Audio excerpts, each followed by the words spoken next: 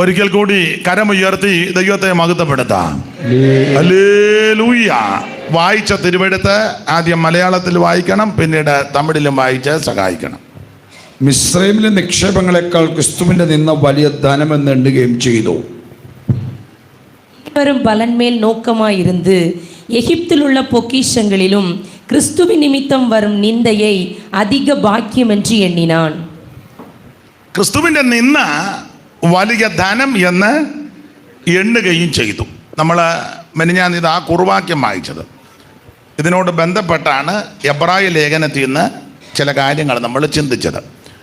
വിശേഷിച്ച് ഇന്നലെയും മെനിഞ്ഞാന്നും രാത്രി യോഗങ്ങളിൽ 11-ാം അധ്യായത്തെ അടിസ്ഥാനപ്പെടുത്തി ഒരു ദൈവവൈതൽ വിശ്വാസ ജീവിതത്തിൽ എങ്ങനെയായിരിക്കണം, വിശ്വാസത്താൽ ജനിക്കുക, തുടർന്ന് ഓരോ ഘട്ടങ്ങളും വിശ്വാസത്താൽ, അങ്ങനെ വളർച്ചയും ആരാധനയും പാർപ്പിടവും യാത്രയും ശക്തിപ്പെടുന്നതും എല്ലാം വിശ്വാസത്താല.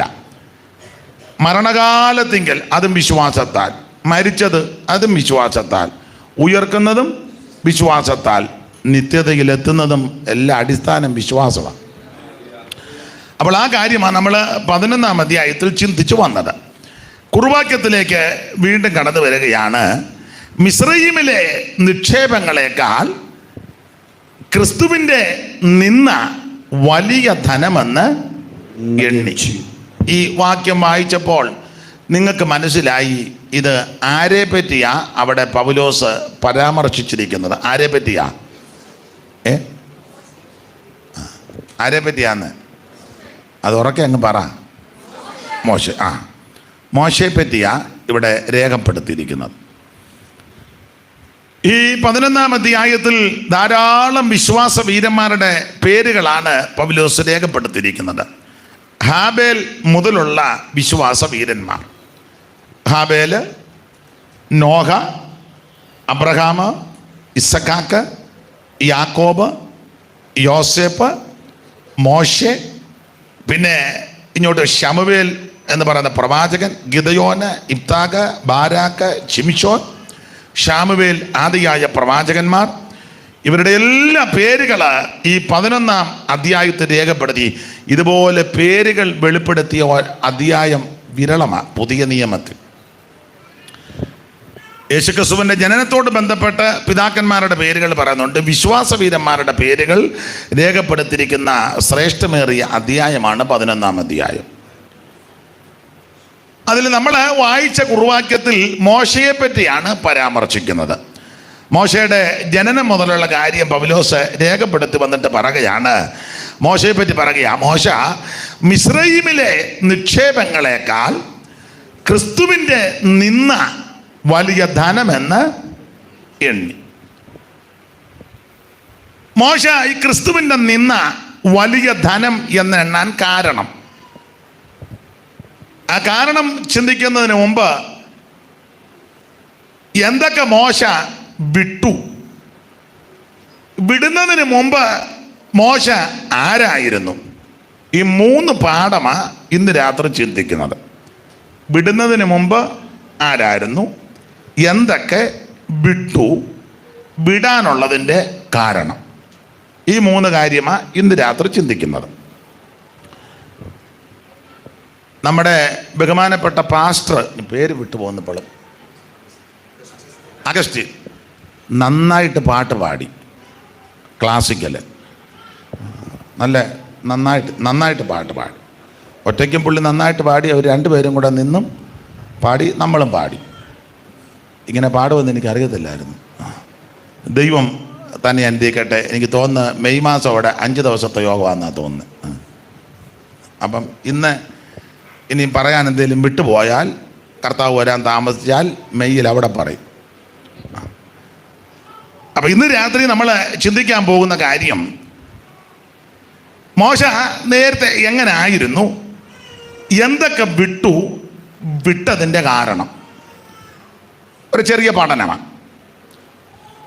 കുഞ്ഞ് കരയുമ്പം അതുമായിട്ട് വെളിയിലോട്ട് പോയി പാല് കൊടുക്കുകയോ ബിസ്ക്കറ്റ് കൊടുക്കുകയോ ഒക്കെ ചെയ്തിട്ട് പിണങ്ങി പിന്നെ പോവുകയും ചെയ്യരുത്. ശാന്തമാകുമ്പോൾ തിരിച്ചു വരികയും ചെയ്യണം. അപ്പോൾ ശ്രദ്ധിക്കുക, ചിലപ്പോൾ ചൂട് ഇത്രയും പേരിക്കുമ്പോൾ ചൂട് കുഞ്ഞിന് ചിലപ്പോൾ സഹിക്കാൻ പറ്റുകയില്ല. അതുകൊണ്ട് ഒരു കൊച്ചു ബാഗുമായിട്ട് നടക്കുന്നത്, അത് ആ ബാഗ് ഫ്ലാസ്കും എല്ലാം അങ്ങ് മേടിക്കില്ല. അത് മിക്കവാറും അവരും വെളിയിൽ പോകേണ്ടി വരും. മിസ്രയീമിലെ നിക്ഷേപങ്ങളെക്കാൾ ക്രിസ്തുവിൻ്റെ നിന്ന വലിയ ധനമെന്ന് മോശ എണ്ണി. അപ്പൊ ഇത് എണ്ണുന്നതിന് മുമ്പ് ആരായിരുന്നു? ഒരു ചെറിയ ആളല്ല മോശ. മോശയെ പറ്റി നമ്മൾ തിരുവചനം ധ്യാനിക്കുമ്പോൾ പഠിക്കുമ്പോൾ ഒന്ന്, അക്കാലത്ത് ജനിച്ച് ജീവിച്ച എല്ലാവരെക്കാളും മോശ സൗന്ദര്യത്തിൽ ഒന്നാമനായിരുന്നു. നല്ല സൗന്ദര്യമായിരുന്നു മോശയ്ക്ക്. മോശയുടെ സൗന്ദര്യത്തെ പറ്റി 3 പദങ്ങളാണ് വേദപുസ്തകത്തിൽ കൊടുത്തിരിക്കുന്നത്. 3 പദങ്ങൾ മലയാളത്തിൽ. തമിഴിൽ എങ്ങനെയാണെന്ന് എനിക്കറിയാൻ പറ്റില്ല, തമിഴോടെ വായിക്കണം. അപ്പം എന്തെങ്കിലും ഭേദഗതി വരുത്തേണ്ടതാന്നേ വരുത്താം. മലയാളത്തിൽ 3 പദമാണ്. സുന്ദരൻ, സൗന്ദര്യമുള്ളവൻ, ദിവ്യ സുന്ദരൻ. 3 പദമാണ്. സുന്ദരൻ, സൗന്ദര്യമുള്ളവൻ, ദിവ്യ സുന്ദരൻ. നിങ്ങൾ 3 വാക്യം ഒന്ന് വായിച്ച്, ആദ്യം മലയാളത്തിൽ വായിക്കണം, പിന്നീട് തമിഴില്. പുറപ്പാട് പുസ്തകം 2-ാം അധ്യായത്തിന്റെ 2-ാം വാക്യം ആദ്യം വായിക്കണം.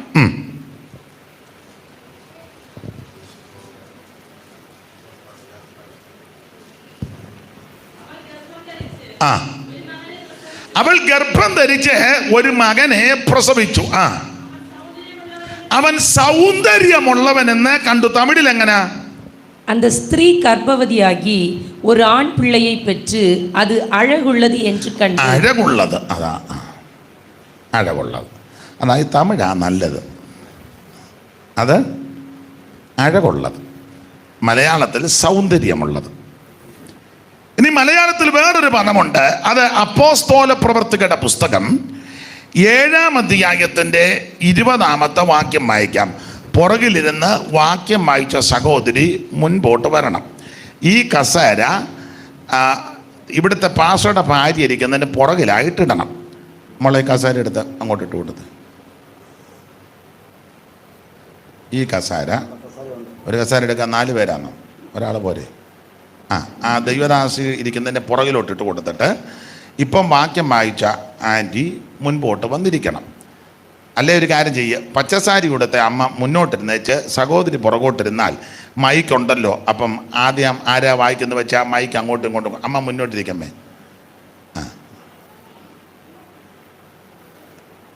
അവിടെ ഇരിക്കും. അമ്മയ്ക്ക് ഒരു സ്ഥാനക്കയറ്റം തരിക. അമ്മ ഇനി തൊട്ട് പുറകെ ഇരിക്കേണ്ട ആളല്ല. അപ്പം നിങ്ങൾ ചടിചടാന്ന് വായിക്കുമ്പോൾ ആദ്യം വായിക്കുന്നവർക്ക് മലയാളത്തിൽ വായിക്കണേ, മൈക്ക് അങ്ങോട്ട് കാണിച്ചു കൊടുത്തേക്കണം. ഇനി വായിച്ചേ.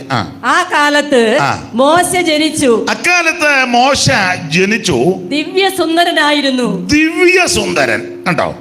മലയാളത്തിൽ ദിവ്യ സുന്ദരൻ. തമിഴിൽ എങ്ങനെ ആ വാക്യം കൊടുത്തിരിക്കുന്നത്? അക്കാലത്തിലെ മോശെ പിറന്ന് ദിവ്യ സൗന്ദര്യമുള്ളവനായിരുന്നു. ദിവ്യ സൗന്ദര്യം. ആദ്യം തമിഴ് വായിച്ച അഴകുള്ളവൻ, ഇപ്പം വായിക്കുന്നത് ദിവ്യ സൗന്ദര്യമുള്ളവൻ. ഇനി എബ്രായ ലേഖനം 11-ാം അധ്യായത്തിന്റെ 23-ാമത്തെ വാക്യം വായിക്കണം. ആദ്യം മലയാളത്തിൽ 11:23. വിശ്വാസത്താൽ മോശയുടെ ജനനത്തിൽ ശിശു സുന്ദരൻ എന്ന് കണ്ടു. തമിഴിൽ എങ്ങനെ? വിശ്വാസത്തിനാലേ മോശെ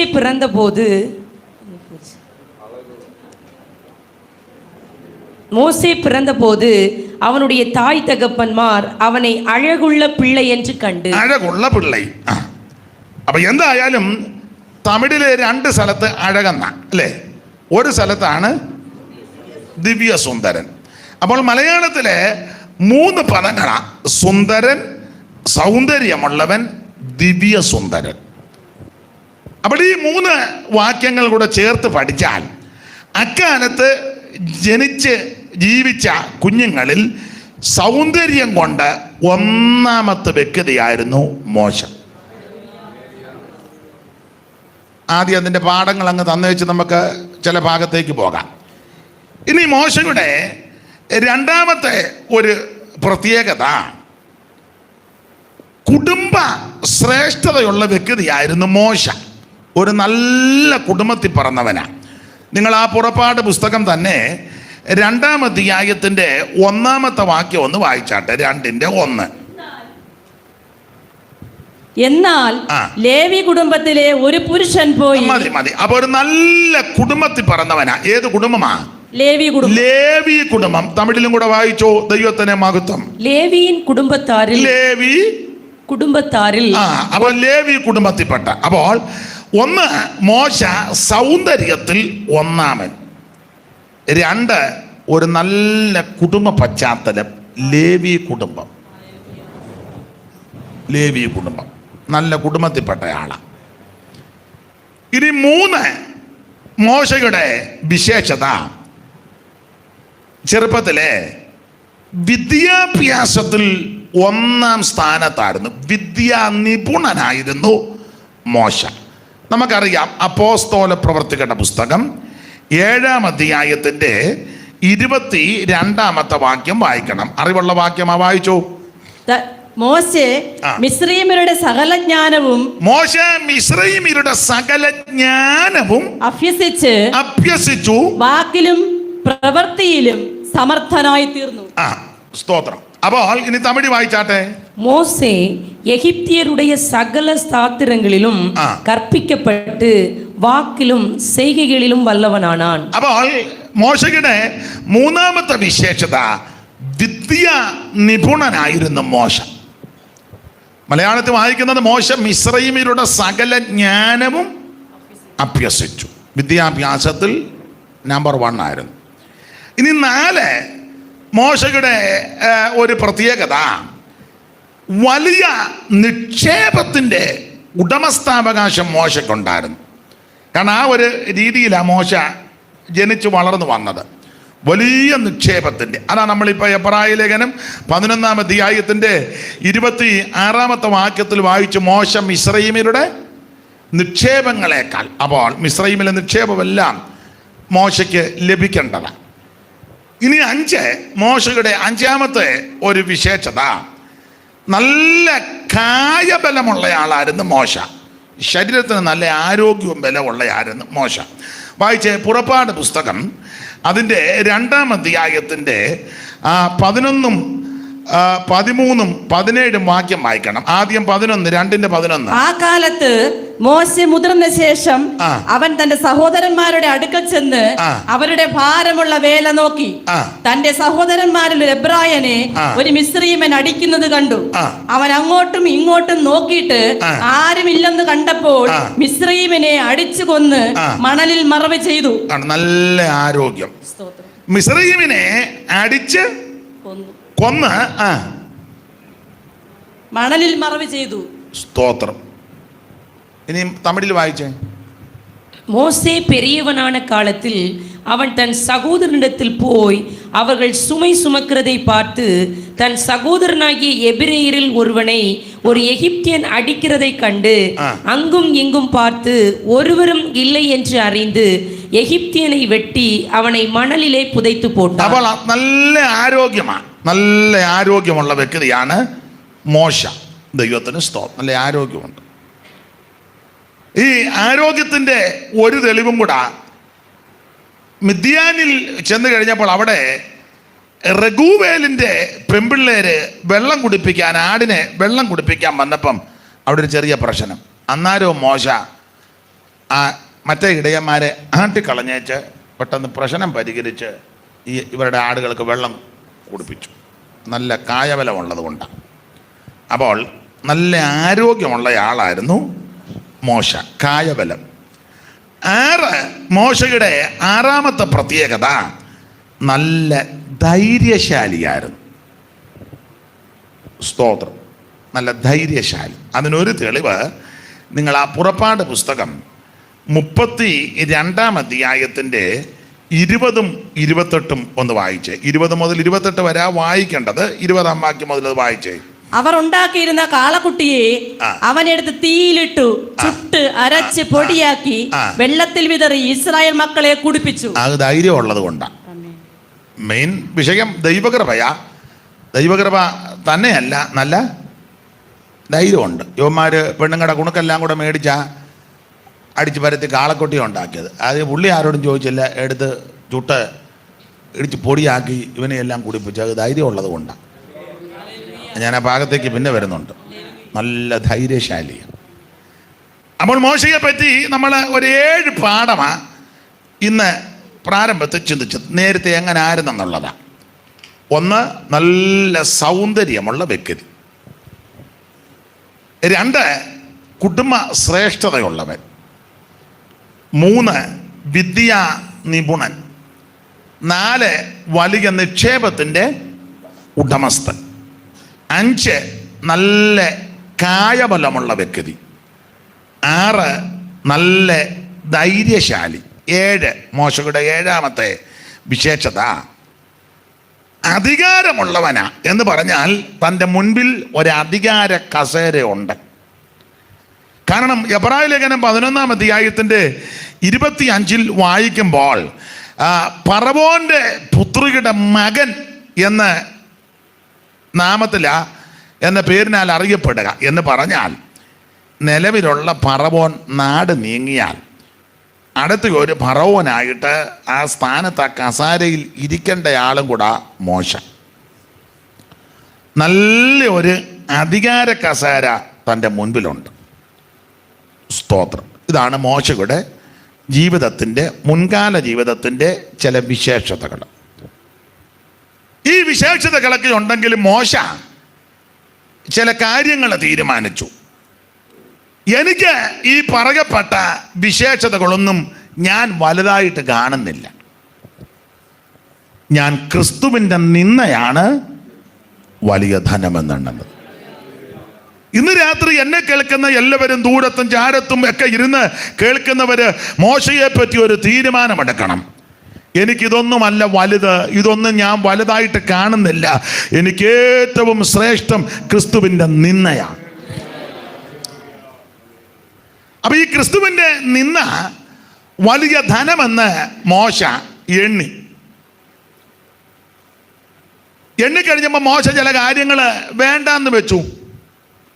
അതെന്തൊക്കെയാ വേണ്ടാന്ന് വെച്ചത്? നിങ്ങൾ 1 എബ്രായ ലേഖനം 11-ാം അധ്യായത്തിൻ്റെ 24 ഒന്ന് വായിച്ചേ. 11-24. വിശ്വാസത്താൽ മോശെ താൻ വളർന്നപ്പോൾ പാപത്തിന്റെ തൽക്കാലം പാപത്തിന്റെ തൽക്കാല ഭോഗം വേണ്ട എന്ന് വെച്ചു. വേണ്ട. 2, ദൈവജനത്തോട് കൂടെ അങ്ങ് ചേർന്നു. അല്ല, 24-ാം വാക്യത്തിലുണ്ടല്ലോ, ഇല്ലേ?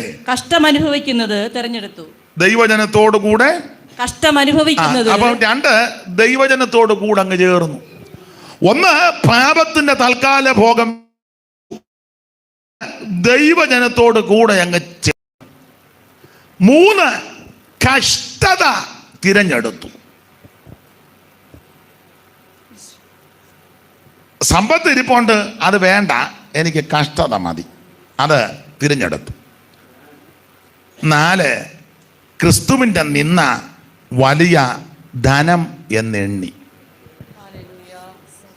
അപ്പൊ ശ്രദ്ധിക്കുക, എന്താ മോശ ഈ പാപത്തിന്റെ തൽക്കാല ഭോഗം വേണ്ടാന്ന് വെച്ച് ദൈവജനത്തോട് കൂടെ ചേർന്ന് കഷ്ടത തിരഞ്ഞെടുത്ത് ക്രിസ്തുവിൻ്റെ നിന്ന വലിയ ധനമെന്ന് എണ്ണാൻ കാരണം?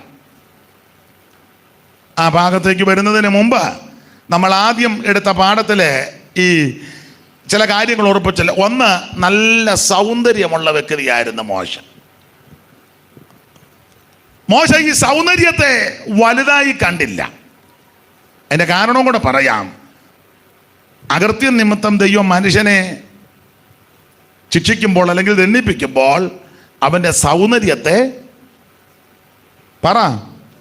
പുഴുപോലെ ക്ഷയിപ്പിക്കും. അപ്പം മോശയ്ക്ക് മനസ്സിലായി ഈ സൗന്ദര്യം അത് വ്യർത്ഥമാണ്. വ്യർത്ഥമായിട്ടാണ് ഈ സൗന്ദര്യം വരുത്തുന്നത്, ഇല്ലയോ? മിണ്ടുന്നില്ലാരും. സൗന്ദര്യം എന്തിനാ വ്യർത്ഥമായിട്ട് വരുത്തുന്നത്? നിങ്ങൾ 1-2 വാക്യം വായിച്ചേ. സൗന്ദര്യം വരുത്താൻ ഒത്തിരി സാധനങ്ങളൊക്കെ കമ്പോളത്തിലുണ്ട്. ചിലതൊക്കെ നിങ്ങളുടെ കയ്യിലുണ്ട്, ചിലത് വാങ്ങാനായിട്ട് കാശില്ലാത്തത് കൊണ്ട് ചിലർ പരുവത്തിനിരിക്കുക. കാശ് കൈ കിട്ടുമ്പം തനിനിറം അപ്പോൾ ഉള്ള കാശിലൊക്കെ അഡ്ജസ്റ്റ് ചെയ്ത് നിൽക്കുക. കാശ് കണ്ടമാനം വന്നു കഴിയുമ്പോൾ സൗന്ദര്യം കൂട്ടാനുള്ള സാധനങ്ങൾ കമ്പോളത്തിൽ നിന്ന് വാങ്ങിച്ച് കൂട്ടി സൗന്ദര്യം വരുത്തും. പക്ഷേ അത് തിരുവചനം പഠിപ്പിക്കുന്നത് വ്യർത്ഥമായിട്ട് സൗന്ദര്യം വരുത്തുന്ന സ്തോത്രം. അങ്ങനെയല്ലയോ പുസ്തകത്തിൽ വായിക്കും? എങ്ങനെ? വ്യർത്ഥമായിട്ട് സൗന്ദര്യം വരുത്തുക. അപ്പോൾ ശ്രദ്ധിക്കുക, ദൈവമക്കൾ വ്യർത്ഥമായിട്ടുള്ള സൗന്ദര്യത്തിന് വലിയ വില കൊടുക്കരുത്. ദൈവത്തിന് മഹത്വം. നിങ്ങൾ ഒരു വാക്യം ഒന്ന് വായിച്ചേ. യെഹെസ്കേൽ പ്രവചനം 7-ാം അധ്യായത്തിൻ്റെ 19-ഉം 20-ഉം. സൗന്ദര്യം വരുത്തുന്നതിൽ ഒരു സാധനത്തിൻ്റെ പേരാണ് ഇവിടെ പറയുന്നത്. വേറെ ഒത്തിരി ഉണ്ട്, എല്ലാം പറയാൻ നേരമില്ല.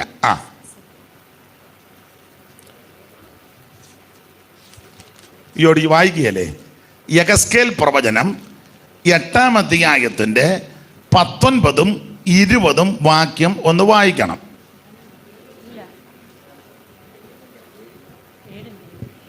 ഏഴാം അധ്യായത്തിന്റെ 19, 20 വാക്യം. യെഹെസ്കേൽ പ്രവചനം ഞാൻ 8 പറഞ്ഞേ, 7-ാം അധ്യായത്തിന്റെ 19, 20 വാക്യം. അവർ തങ്ങളുടെ വെള്ളി വീഥികളിൽ എറിഞ്ഞു കളയും. പൊന്ന് അവർക്ക് മലമായി തോന്നും. പൊന്ന് അവർക്ക് മലമായിട്ട് തോന്നും. മലയാളത്തിൽ മലവെന്ന, തമിഴിൽ എന്തുവാ എഴുതി വെച്ചേക്കെന്ന് വായിച്ചേ. തങ്ങൾ വെള്ളിயை தெருக்களில் எறிந்து விடுவார்கள். அவர்களுடைய பொன் வேண்டா வெறுப்பாயிருக்கும். வேண்டா வெறுப்பாயிருக்கும் എന്ന് പറഞ്ഞാൽ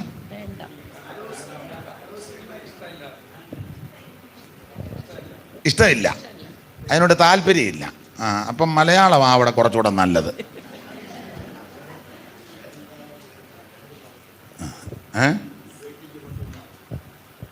മലയാളത്തിൽ കൊടുത്തേക്കുന്നത് മലം. അത് വേണ്ടാന്ന്. അത് അമ്മാമ്മയോടും പറയണം വേണ്ടാന്ന്. സ്തോത്രം. ഞാൻ പറയാം. ഞാൻ പറയാം അവിടെ ബേസ്റ്റാ. അതാ അമ്മാമ്മ എന്ത് ചെയ്യാതോ. നല്ല ഭക്ഷണമാണ് ഉണ്ടാക്കി തരുന്നത്. എന്നാൽ ഇത് പറയാതിരിക്കാനൊക്കത്തില്ല. അമ്മാമ്മയോട് തന്നല്ല, എല്ലാ അമ്മാമ്മമാരോടും ഒന്നുകൂടെ വായിച്ചു. അവർ തങ്ങളുടെ വെള്ളി വീഥികളിൽ എറിഞ്ഞു കളയും. പിന്നെ പൊന്ന് അവർക്ക് മലമായി തോന്നും. അവരുടെ വെള്ളിക്കും പൊന്നിനും യഹോവയുടെ കോപ ദിവസത്തിൽ അവരെ വിടിവിപ്പാൻ കഴിയുകയില്ല. അതിനാൽ അവരുടെ വിശപ്പടങ്ങുകയുമില്ല, അവരുടെ വയറ് നിറയുകയും ഇല്ല. അത് അവർക്ക് അകൃത്യഹേതുവായിരുന്നുവല്ലോ. എങ്ങനെ നന്നായിട്ട് വായിച്ചോ. ശരിയാ. അതുകൊണ്ട് അല്ലല്ല, അത് അവർക്ക് അകൃത്യഹേതുവായിരുന്നുവല്ലോ.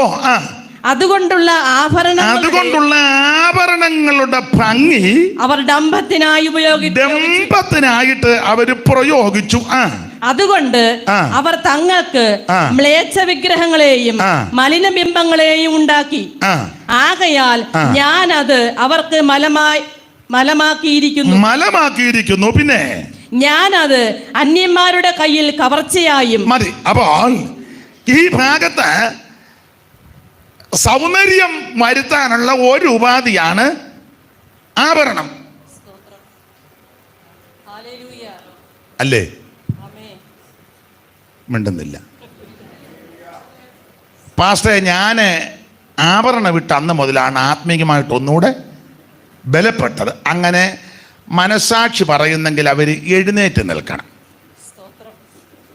പക്ഷേ ഞാൻ ആഭരണം വിട്ട് അന്ന് മുതലാണ് എനിക്ക് ആത്മീകമായിട്ട് കുറച്ചുകൂടെ ഉണർവും ചൈതന്യവും. ഇതിട്ടേ പിന്നെ ഞാൻ ഒത്തിരി പ്രാർത്ഥിക്കാൻ തുടങ്ങി.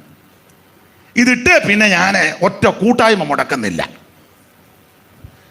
അങ്ങനെ മനസാക്ഷി പറയുന്നുണ്ടെങ്കിൽ, ദൈവസന്നിധിയിൽ പ്രാഗൽഭ്യമുണ്ടെങ്കിൽ അങ്ങനെയുള്ളവരൊന്ന് എഴുന്നേറ്റ് നിൽക്കുകയാണെങ്കിൽ നിങ്ങളെ ഓടിക്കാനോ വഴക്ക് പറയാനില്ല, എനിക്ക് നിങ്ങളിൽ നിന്ന് ചില കാര്യങ്ങൾ പഠിക്കേണ്ടതായിട്ടുണ്ട്.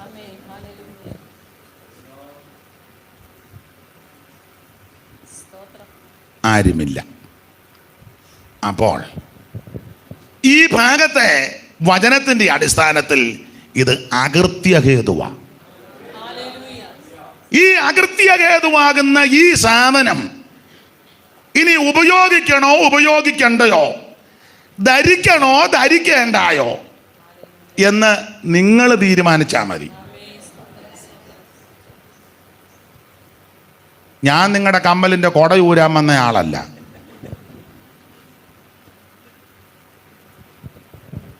അത് നിങ്ങൾക്ക് വിട്ടുതരിക. ഞാൻ എഴുതിക്കൊണ്ട് വന്നതുമല്ല, ഇവിടെയുള്ള രണ്ടുപേരെ കൊണ്ടാണ് ഞാൻ വായിപ്പിച്ചത്. എൻ്റെ ബൈബിളാ കൊടുത്തിരുന്നെങ്കിൽ പറഞ്ഞാൽ അത് അയാളുടെ ബൈബിളിൽ മാത്രമേ ഉള്ളെന്ന്. അല്ല, നിങ്ങളുടെ മൈക്ക് കൊണ്ട് നിങ്ങളിൽ രണ്ടുപേരെ കൊണ്ടാണ് ഈ കാര്യം വായിച്ച് കേൾപ്പിച്ചത്. എല്ലാ വേദപുസ്തകത്തിലും ഇത് എഴുതിയിട്ടുണ്ട്. ഇത് അകൃത്യഹേതുവ. അതുകൊണ്ട് എന്നെ കേൾക്കുന്ന ദൈവമക്കളോട് പറയാം, അകൃത്യഹേതുവായ ഈ സാധനം നീ കൊണ്ട് നടക്കാതിരിക്കുന്നതാ നല്ലത്. ആരേലും ബോധമുള്ളവൻ കഞ്ചാവുമായിട്ട് നടറോഡിൽ കൂടെ പേടിയില്ലാതെ പോവോ?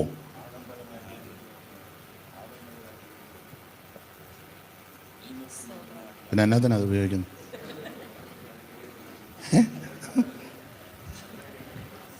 സ്തോത്രം. ഇത് അകൃത്യഹേതുവാണ്. അപ്പൊ അകൃത്യഹേതുവായ ഈ സാധനം ഉപേക്ഷിക്കുന്നതാ നല്ലത്. നിങ്ങൾ ഏതാണ്ട് പറഞ്ഞല്ലോ രണ്ടുപേരോട്. സ്തോത്രം. ആട്ടെ, അതൊരു വിഷയം. അവിടെ ഇതൊക്കെ അവനവൻ തീരുമാനിക്കേണ്ട കാര്യമാണ്. ഞാൻ വചനം അങ്ങ് പറയുന്നതേ ഉള്ളൂ. തീരുമാനമെടുക്കേണ്ടതും ദൈവസന്നിധിക്ക് പ്രാഗൽഭ്യത്തോടെ നിൽക്കുന്നത് അവനവനാ ദൈവമായിട്ട്. പക്ഷെ ഇത് പറയണമെന്നുള്ളത് എന്നെ ഏൽപ്പിച്ച ശുശ്രൂഷയാണ്. അത് അനുസരിക്കുവോ അനുസരിക്കാതിരിക്കുവോ, അംഗീകരിക്കുവോ അംഗീകരിക്കാതിരിക്കുവോ, അത് അവനവൻ തീരുമാനിക്കണം. ഇത് പറഞ്ഞെന്നോർത്ത് നിങ്ങൾ എന്നോട് മിണ്ടാതിരിക്കരുത്, എന്നെ കാണുമ്പോൾ മുഖം വെട്ടിച്ച് പോകരുത്. സ്തോത്രം. ആവശ്യമില്ലാത്തൊന്നും വിളിച്ച് പറയരുത്. സ്തോത്രം. അയാളിപ്പോൾ സ്വർഗത്തിൽ നിന്ന് ഇറങ്ങി വന്നേക്കുന്ന ഒന്നും ആവശ്യമില്ലാത്ത ഒന്നും പറയരുത്. അതൊക്കെ അവനവൻ തീരുമാനിച്ചോണം. പറയുക എന്നുള്ളത് ശുശ്രൂഷകനാകുന്ന ഞങ്ങളെ ഭരമേൽപ്പിച്ച കാര്യമാണ്.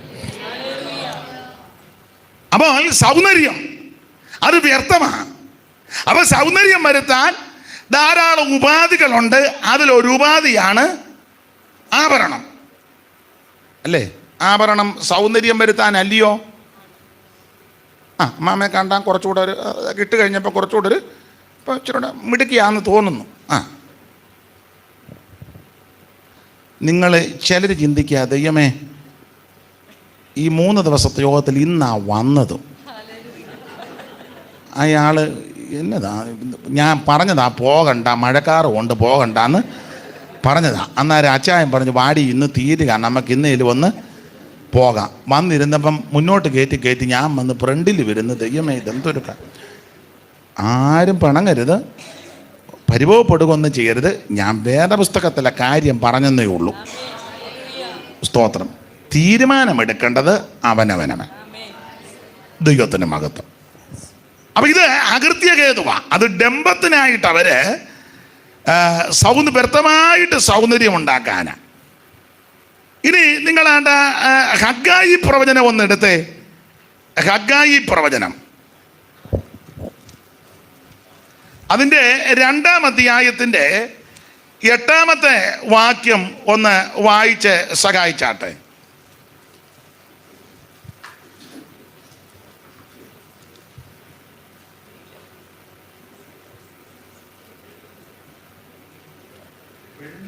ഹഗ്ഗായി തമിഴിലെങ്ങനാ വായിക്ക്? വെള്ളിയും എന്നുടേത്, വെള്ളിയും എന്നുടേത്, പൊന്നും എന്നുടേത് എന്ന് സേനകളിൻ കർത്താവ് ചൊല്ലുகிறார். അപ്പൊ ഈ ഭാഗം പഠിക്കുമ്പോൾ മലയാളത്തിൽ കൊടുത്തിരിക്കുന്നത് വെള്ളി എനിക്കുള്ളത് പൊന്നും എനിക്കുള്ളത് എന്ന് സൈന്യങ്ങളുടെ യഹോവയുടെ അരുളപ്പാട്. എന്ന് പറഞ്ഞാൽ വെള്ളിയും പൊന്നുമെല്ലാം അത് അവിടുത്തേക്കുള്ളതാണെന്നാണ് ഇവിടെ എഴുതിയിരിക്കുന്നത്. അപ്പം അതിന് മറുവശം നമുക്കുള്ളതല്ല. നമുക്കുള്ളത് നമ്മൾ എടുത്താൽ പോരെ?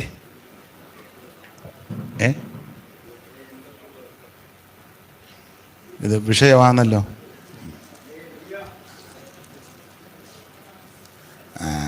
വേറെ വാക്യമുണ്ട്, ഞാൻ തരാം. അവിടെ ഇരിക്കും, അവിടെ ഇരി. ഇത് ദൈവത്തിനുള്ളതാ. അപ്പൊ ദൈവത്തിനുള്ളത് നമ്മൾ ഉപയോഗിക്കാതിരിക്കുന്നതാ നല്ലത്. കർത്താവ് അങ്ങനെയല്ല പറഞ്ഞേ, കൈസർക്കുള്ളത് കൈസർക്ക്, ദൈവത്തിനുള്ളത് ദൈവത്തിന്. അപ്പം ഹഗായി പ്രവചനത്തിൽ വായിക്കുന്നത് ഇത് ദൈവത്തിനുള്ളതാണ്. അതെടുത്ത് ചുരുട്ടി പിടിച്ച് നമ്മൾ ഇരിക്കാതിരിക്കുന്നതാ നല്ലത്. അടുത്തത്, ഈ ദൈവത്തിനുള്ളത് എടുത്ത ഇവർ കാളക്കുട്ടിയെ ഉണ്ടാക്കി. അത് ദൈവത്തിനുള്ളതാ. ആ ദൈവത്തിനുള്ളത് ഇവന്മാരെല്ലാം കൂടെ തട്ടിക്കൂട്ടി എടുത്തേച്ച് അവരൊരു ദൈവത്തെ ഉണ്ടാക്കി. അങ്ങനെയുണ്ട്, നല്ല മിടുക്കരാ. ഇത് ദൈവത്തിനുള്ളതാ, ദൈവത്തിനുള്ളതാന്ന് പറഞ്ഞിട്ട് ഇവന്മാരതെല്ലാം കൂടെ തട്ടിക്കൂട്ടിയെടുത്ത് വേറൊരു ദൈവത്തെ ഉണ്ടാക്കി. എന്നുവെച്ചാൽ വിളിച്ചു കൂവി, ഇസ്രായേലേ, ഇത് നിന്നെ മിസ്രയീമിൽ നിന്ന് കൊണ്ടുവന്ന നിന്റെ ദൈവം. എല്ലാം കിടന്ന് ചാടുകയും തുള്ളുകയും ചെയ്യുക. നിങ്ങളിൽ ചിലരുടെ മുഖഭാവം മാറുകയും വന്നപ്പോഴുള്ള സന്തോഷം ഇല്ലാതാകുകയും ചെയ്തത് ഞാൻ കണ്ടു.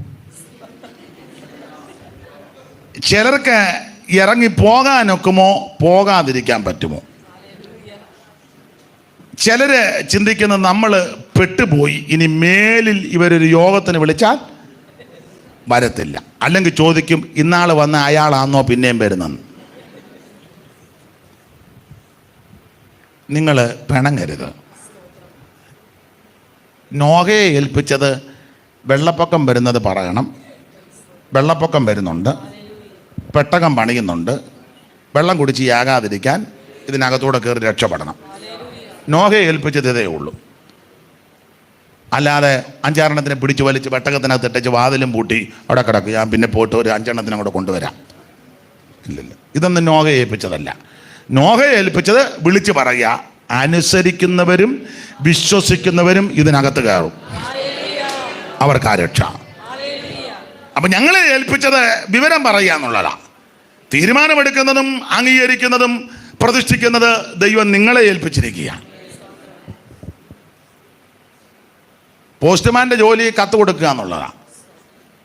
അല്ല, കത്ത് കൊടുത്തു കഴിഞ്ഞ് കത്തിനകത്ത് ഉള്ളടക്കുക, ജോയിക്കുട്ടി പിന്നെ ആക്സിഡൻ്റ് ഉണ്ടായി അത്യാസന്ന നിലയിൽ കിടക്കുന്ന വരണം. പിന്നെ താനിത് പറയാനാണോ ഇങ്ങോട്ട് വന്ന് പറഞ്ഞാൽ പോസ്റ്റ്മാൻ്റെ കൊങ്ങായിക്ക് പിടിച്ചാലോ? പുള്ളിയെ ഏൽപ്പിച്ച കാര്യമല്ലേ. ജോയിക്കുട്ടി ബൈക്കിൽ നിന്ന് വീണ് ആക്സിഡൻ്റ് ഉണ്ടായത് പോസ്റ്റ്മാൻ തന്നെ. അപ്പം ഇത് പറയേണ്ട കാര്യം ഞങ്ങളെ ഏൽപ്പിച്ചതാണ്. ഞാൻ ആ ഭാഗം അങ്ങ് നിർത്തുക, നിങ്ങൾക്ക് മനസ്സിലാക്കാൻ വേണ്ടി തന്നേ ഉള്ളൂ. ഇനി പുതിയ നിയമത്തിലേക്ക് വരുമ്പോൾ അപ്പോസ്തലന്മാരുടെ കയ്യിൽ 1 ഗ്രാം സ്വർണം പോലും ഇല്ലായിരുന്നു. 1 ഗ്രാം, പിന്നല്ലേ അരപ്പവൻ. 1 ഗ്രാം സ്വർണം പോലും അപ്പോസ്തലന്മാരുടെ കയ്യിലില്ലെന്ന്. ഒന്നെങ്കിൽ പത്രോസും യോഹന്നാനും ഒക്കെ കള്ളന്മാരാ, കള്ളം പറഞ്ഞു, അല്ലെങ്കിൽ അവരുടെ കയ്യിലില്ല. കാരണം അങ്ങനെയാണല്ലോ അവർ പറഞ്ഞത്, വെള്ളിയും പൊന്നും. വായിച്ചേ നിങ്ങൾക്ക് ചിലർക്ക് ഡൗട്ട്. വായിച്ചോ, അറിവുള്ള വാക്യമാണല്ലോ, വായിച്ചോ. വായിക്കേ. அப்பொழுது பேதுரு, வெள்ளியும் பொன்னும் என்னிடத்தில் இல்லை. വെള്ളിയും പൊന്നും என்னிடத்தில் இல்லை എന്ന് പറഞ്ഞാൽ എൻ്റെ കയ്യിലില്ല. ഇല്ല.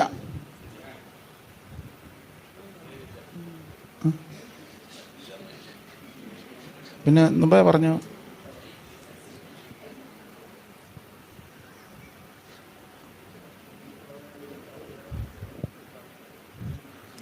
വെള്ളിയും പൊന്നും ഇല്ല.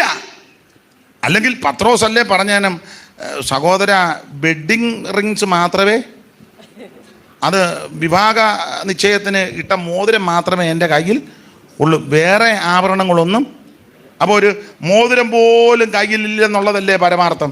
അതാ, ഇത്ര അറിഞ്ഞാൽ മതി. ഇനിയും മിണ്ടരുത് ഈ വിഷയം സംബന്ധിച്ച്. അപ്പോൾ വെള്ളിയും പൊന്നും ഞങ്ങളുടെ കൈവശം ഇല്ല. എന്നെ കേൾക്കുന്ന പ്രിയരെ, അപ്പോസ്തലന്മാർ കള്ളം പറയുകയല്ല. അപ്പോസ്തലിക കാലത്ത് ഇങ്ങനെയുള്ള യാതൊരു കാര്യങ്ങൾ ഇവരുടെ ഇല്ല. പക്ഷെ പത്രോസ് പറഞ്ഞതിൻ്റെ ആശയം ഇതാ, സഹോദര, വെള്ളിയും പൊന്നും ഞങ്ങളുടെ കൈവശമില്ല. പക്ഷേ വെള്ളിയേക്കാൾ പൊന്നിനേക്കാൾ വില മതിക്കുന്ന ഒന്നുണ്ട്. അത് മറ്റൊന്നുമല്ല, നസറായനാകുന്ന യേശുക്രിസ്തു. Praise the Lord. വെള്ളിയേക്കാൾ പൊന്നിനേക്കാൾ വിലമതിക്കുന്ന ഒന്നേ ഉള്ളൂ, നസറയനാകുന്ന യേശുക്രിസ്തു. പൊന്നിലും തങ്കത്തിലും ആഗ്രഹിക്കത്തക്ക വചനം, തേനിലും തേൻകട്ടയിലും മധുരമുള്ള വചനം. Praise the Lord. അതുകൊണ്ട് യേശുവിന്റെ നാമത്തിൽ നീ എഴുന്നേറ്റ് നടക്കാം. പറഞ്ഞു കഴിഞ്ഞപ്പോൾ അവനെ നരിയാണ് ഉറച്ച് അവൻ ചാടി എഴുന്നേറ്റ് തുള്ളിയും ചാടിയും ദൈവത്തെ മഹത്വപ്പെടുത്തി. Praise the Lord. വെറും വെള്ളിയല്ല എന്നെ വാങ്ങുവാൻ, പൊൻവൈരമോ അല്ല മറുവിലയാ. വെറും വെള്ളിയല്ല എന്നെ വാങ്ങുവാൻ, പൊൻവൈരമോ അല്ല മറുവിലയാ. എൻ പേർക്കു യാഗമായി തീർന്നവനാ, എൻ പേർക്കു യാഗമായി തീർന്നവനാ. ദൈവ കുഞ്ഞാട്ടിൻ വിലയേറും രക്തത്താൽ എന്നെ, ദൈവ കുഞ്ഞാട്ടിൻ വിലയേറും രക്തത്താൽ എന്നെ വീണതിനാൽ ഞാൻ പാടുമേ നാളിനി മോദാ. ഞാൻ വിലയേറും രക്തത്താൽ എന്നെ വീണതിനാൽ ദൈവ കുഞ്ഞാട്ടിൻ വിലയേറും രക്തത്താൽ എന്നെ വീണതിനാൽ. കരമുയർത്തി ദൈവത്തെ സ്തുതിച്ചാട്ടെ. നിങ്ങളെ വീണ്ടെടുത്തിരിക്കുന്നത് പൊന്ന്, വെള്ളി മുതലായ അഴിഞ്ഞു പോകുന്ന വസ്തുക്കളെ കൊണ്ടല്ല. അപ്പൊ ആ വാക്യത്തിന്റെ വെളിച്ചത്തിൽ ഇതെല്ലാം അഴിഞ്ഞു പോകുന്നതാ. അതുകൊണ്ടല്ല വീണ്ടെടുത്തിരിക്കുന്നത്, നിർദോഷവും നിഷ്കളങ്കവുമായ കുഞ്ഞാടിന്റെ വിലയേറിയ രക്തത്താലാണ്. യേശുക്രിസ്തുവിന്റെ രക്തത്താലാണ് നമ്മളെ വീണ്ടെടുത്തിരിക്കുന്നത്, വിലയ്ക്ക് വാങ്ങിയിരിക്കുന്നത്. ആകയാൽ ആ രക്തത്താൽ നമുക്ക് ജയമുണ്ട്. അപ്പൊ ശ്രദ്ധിക്കുക, ഇത് ചുട്ട് അരച്ച് ഇവരെ എല്ലാം കുടിപ്പിച്ചു. ഇനി ആ പുറപ്പാട് പുസ്തകം താഴോട്ട് പഠിച്ചു വരുമ്പോൾ ഈ സംഭവത്തിന് ശേഷം പിന്നീട് കൃപയുള്ള ദൈവഭയമുള്ള ആരും പിന്നിത് ധരിച്ചില്ലെന്ന. ആ പുറപ്പാട് പുസ്തകം 33 അധ്യായത്തിന്റെ 1 മുതൽ 4 വരെ ഒന്ന് വായിച്ചു. അനന്തരം യഹോവ മോശയോട് കൽപ്പിച്ചത് എന്തെന്നാൽ, നീയും മിസ്രയീം ദേശത്ത് നിന്ന് നീ കൊണ്ടുവന്ന ജനവും ഇവിടെ നിന്ന് പുറപ്പെട്ട് നിന്റെ സന്തതിക്ക് കൊടുക്കുമെന്ന് ഞാൻ അബ്രഹാമിനോടും ഇസഹാക്കിനോടും യാക്കോബിനോടും സത്യം ചെയ്ത ദേശത്തേക്ക്, പാലും തേനും ഒഴുകുന്ന ദേശത്തേക്ക് തന്നെ പോകുവിൻ. ഞാനൊരു ദൂതനെ നിനക്ക് മുമ്പായി അയക്കും. കനാന്യൻ, അമരോന്യൻ, ഹിത്യൻ, പെരിസ്യൻ. 33 വായിച്ചോ. പെരിസ്യൻ, ഹിവ്യൻ, യെബൂസ്യൻ എന്നിവരെ ഞാൻ ഓടിച്ചു കളയും. അടുത്തത്, വഴിയിൽ വെച്ച് ഞാൻ നിന്നെ നശിപ്പിക്കാതിരിക്കേണ്ടതിന് ഞാൻ നിന്റെ നടുവിൽ നടക്കുകയില്ല. ഞാൻ നിന്റെ നടുവിൽ നടക്കത്തില്ല. ഞാൻ വഴിയിൽ വെച്ച് നിന്നെ നശിപ്പിക്കാതിരിക്കേണ്ടതിന് നിന്റെ നടുവിൽ ഞാൻ നടക്കത്തില്ല. കാരണം നീ ദുശാഠ്യമുള്ള ജനമാകുന്നു. അടുത്തത്, ദോഷകരമായ ഈ വചനം കേട്ടപ്പോൾ ജനം ദുഃഖിച്ചു, ആരും തന്റെ ആഭരണം ധരിച്ചതുമില്ല. ഈ വചനം കേട്ടപ്പോൾ പിന്നെ ആരും ആഭരണം ധരിച്ചില്ല. ധരിച്ചുമില്ല. അടുത്ത വാക്യമായിര്. നിങ്ങൾ ദുശ്ശാഠ്യമുള്ള ജനമാകുന്നു. ആ. ഞാൻ ഒരു നിമിഷനേരം നിന്റെ നടുവിൽ നടന്നാൽ ആ. നിന്നെ സംഹരിച്ചു കളയും. ആ. അതുകൊണ്ട് ആ. ഞാൻ നിന്നോട് എന്ത് ചെയ്യണമെന്ന് ആകയാൽ അതുകൊണ്ട് ഞാൻ നിന്നോട് എന്ത് ചെയ്യണമെന്ന് അറിയേണ്ടതിന് നീ നിന്റെ ആഭരണം നീക്കിക്കളക. ഇത് അനീഷ്കാവാലം പറഞ്ഞ കാര്യമല്ല, യഹോവയായ ദൈവം നേരിട്ട് പറഞ്ഞ കാര്യമാണ്. നിങ്ങളുടെ ഇരിപ്പ് കണ്ടിട്ട് ഞാൻ പറഞ്ഞതുപോലെ അല്ല, ഞാൻ പറഞ്ഞ കാര്യമല്ല, യഹോവയായ ദൈവം നേരിട്ട് പറയുകയാ. തങ്കമ്മേ, നീ ഇച്ചിരി ഇട്ടോ, ബാക്കിയല്ല നീക്കിക്കളക. അങ്ങനല്ല. ഒന്നുകൂടെ ആ വാക്യം വായിച്ചേ. അതുകൊണ്ട് ആ. ഞാൻ നിന്നോട് എന്ത് ചെയ്യണമെന്ന് അറിയേണ്ടതിന് ആ. നീ നിന്റെ ആഭരണം നീക്കിക്കളക. ആഭരണം നീക്കിക്കളക. ഇത് കർക്കശമായിട്ട് ദൈവം പറഞ്ഞിരിക്കുക. നീക്കിക്കളക. ആട്ടെ, വിശദീകരിക്കുന്നൊന്നുമില്ല, നിങ്ങൾ അങ്ങ് മനസ്സിലാക്കിക്കൊണ്ടാൽ മതി. ഞാനിപ്പോൾ ഇത് പറയാൻ കാരണം, ഇത് പറയാനായിട്ടൊന്നുമല്ല പ്രസംഗ വിഷയം എടുത്തത്. സന്ദർഭം വന്നു, മുഖാന്തിരം വന്നു, അപ്പോൾ ഇത് പറയുക. അങ്ങനെയാണല്ലോ ആത്മീക ശുശ്രൂഷ. നിങ്ങളിപ്പോൾ ചിന്തിക്കുക, ഇത് കേൾക്കാനാണോ ഞങ്ങൾ ഇങ്ങോട്ട് വന്ന്? ഇതും കേൾക്കണം. സ്തോത്രം. ആഭരണം നീക്കിക്കളക. ഇതിനു മുമ്പൊരു സംഭവം ഉണ്ടായി. യാക്കോബ് ഇതെല്ലാം കൂടെ കുഴിച്ചിട്ടു.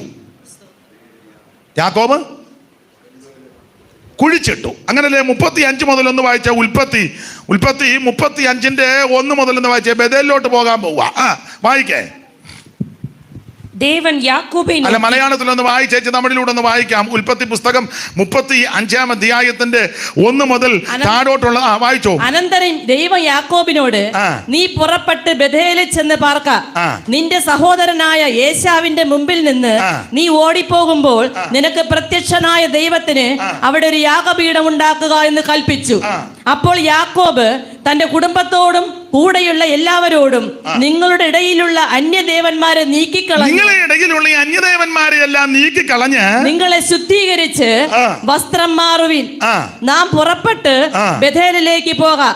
എന്റെ കഷ്ടകാലത്ത് എന്റെ പ്രാർത്ഥന കേൾക്കുകയും ഞാൻ പോയ വഴിയിൽ എന്നോട് കൂടെ ഇരിക്കുകയും ചെയ്ത ദൈവത്തിന് ഞാൻ അവിടെ ഒരു യാഗപീഠം ഉണ്ടാക്കുമെന്ന് പറഞ്ഞു. അങ്ങനെ അവർ തങ്ങളുടെ പക്കലുള്ള അന്യദേവന്മാരെ ഒക്കെയും കാതുകളിലെ കുണുക്കുകളെയും യാക്കോബിന്റെ പക്കൽ കൊടുത്തു. യാക്കോബ് അവയെ ശെഖേമിനരികെയുള്ള കരുവേലകത്തിന് കീഴിൽ കുഴിച്ചിട്ടു. സ്തോത്രം. അപ്പൊ ഇത് ബേഥേലിലെ യാത്രയ്ക്ക് പറ്റുകയല്ല. ബേഥേലിലെ ആരാധനയ്ക്കും ഇത് പറ്റുകയല്ല. സുക്കോത്തിലെ പ്രൈസ് ആൻഡ് വർഷിപ്പിനും ആരാധനയ്ക്കും ഇതൊക്കെ പറ്റും. സൂക്കോത്ത് വർഷിപ്പ് ലീഡർ അത് പറ്റും. മനസ്സിലാകുന്നില്ല. സുക്കോത്ത് കൊയർ ടീം അവർക്കിത് പറ്റും. പക്ഷെ ബേഥേലിലെ ആരാധനയ്ക്ക് ഇത് പറ്റുകയല്ല. അതാ യാക്കോബ് പറഞ്ഞ, നാം പുറപ്പെട്ട് ബേഥേലിലെ എല്ലാവരും നമുക്ക് ബേഥേലിൽ പോകാം. നമ്മളിപ്പോ പഠിച്ച് കിടക്കുക. അതാ ഈ പ്രശ്നങ്ങളെല്ലാം ഉണ്ടാകുന്നേ. പെങ്കച്ചൊരണം പരുവക്കേടായി. 34 ശിമയോനും ലേവിയും വാളെടുത്ത് വെട്ടാൻ പോയി, പരുവക്കേടായി. കുടുംബത്തിൽ പ്രശ്നങ്ങൾ നടക്കുക. അപ്പൊ യാക്കോബിന് മനസ്സിലായി ഈ പ്രശ്നങ്ങളെല്ലാം വരാൻ കാരണം ബേഥേലിൽ പോകാത്തത് കൊണ്ടാണ്. കച്ചതയുടെ തീച്ചൂളയിൽ കൂടി കടന്നു പോയപ്പോൾ, പ്രതികൂലത്തിന്റെ തീച്ചൂളയിൽ കൂടി കടന്നു പോയപ്പോൾ ബേഥേലിൽ വെച്ച് ദൈവം വെളിപ്പെട്ടു. ഒരു ഗോവണി കണ്ടു. ആ സ്വർഗത്തോളം എത്തുന്ന ഗോവണി ദൂതന്മാരെ കയറുകയും ഇറങ്ങുകയും ചെയ്യുക. അന്ന് രാത്രി യാക്കോബിനോട് ദൈവം ഇടപെട്ടു. ദൈവം സംസാരിച്ചു. ദൈവം ബലപ്പെടുത്തി. യാക്കോബ് ഉറക്കമുണർന്ന്, അയ്യോ ഈ സ്ഥലം എത്ര ഭയങ്കരം, യഹോവ സ്ഥലത്തുണ്ടായിരുന്ന സത്യം ഞാനോ ഇത് അറിഞ്ഞില്ല. ഇത് ദൈവത്തിന്റെ ആലയമല്ലാതെ മറ്റൊന്നല്ല. തലയണയായി വെച്ച കല്ലെടുത്ത് തൂണാക്കി നിർത്തി എണ്ണയൊടിച്ച് അഭിഷേകം ചെയ്ത് ഒരു തീരുമാനമെടുത്തു. ആമേൻ, സ്തോത്രം. യാക്കോബ് ഒരു നേർച്ച നേർന്ന 27:20 യാക്കോബ് ഒരു നേർച്ച നേർന്നു. ദൈവം എന്നോട് കൂടെ ഇരിക്കുകയും ഞാൻ പോകുന്ന യാത്രയിൽ എന്നെ കാത്ത് എനിക്ക് ഭക്ഷിപ്പാൻ ആഹാരവും ധരിപ്പാൻ വസ്ത്രമെന്ന് എന്നെ എൻ്റെ അപ്പൻ്റെ വീട്ടിൽ സൗഖ്യത്തോടെ മടക്കി വരുത്തുമെങ്കിൽ യഹോവ എനിക്ക് ദൈവമായിരിക്കും. ഞാൻ തൂണായി നിർത്തിയ ഈ കല്ല് ദൈവത്തിന്റെ ആലയമാകും. തന്നെയുമല്ല, നീ എനിക്ക് തരുന്നതിന് ഞാൻ കൃത്യം ദശാംശവും തരും. ദൈവം ഇത് മുദ്ര വെച്ചു. ഭക്ഷിപ്പാൻ ആഹാരം തരണമെന്നാ പറഞ്ഞത്. തിന്നിവൻ രൂപാട് വന്നു. വസ്ത്രം തരാൻ പറഞ്ഞു. ഇഷ്ടം പോലെ വസ്ത്രം, ഇഷ്ടം പോലെ വസ്ത്രം. പിള്ളേര് ആവശ്യത്തിന്, സമ്പത്ത് എണ്ണിത്തിട്ടപ്പെടുത്താൻ പറ്റാത്ത വിധത്തിൽ. അപ്പൊ സമ്പത്തായി, പിള്ളേരായി, ചുറ്റുപാടായി, പരുവക്കേടെല്ലാം മാറി. അന്നേരം പുള്ളി ബഥേലിൽ പോകുന്നില്ല. പുള്ളി സുക്കോത്തിൽ ചെന്ന ഉടനെ പുള്ളി ഒരു വീട് പണിതു. എന്നിട്ട് കന്നുകാലിക്കല്ല ഒരു തൊഴുത്തും കെട്ടി. ഫാമേ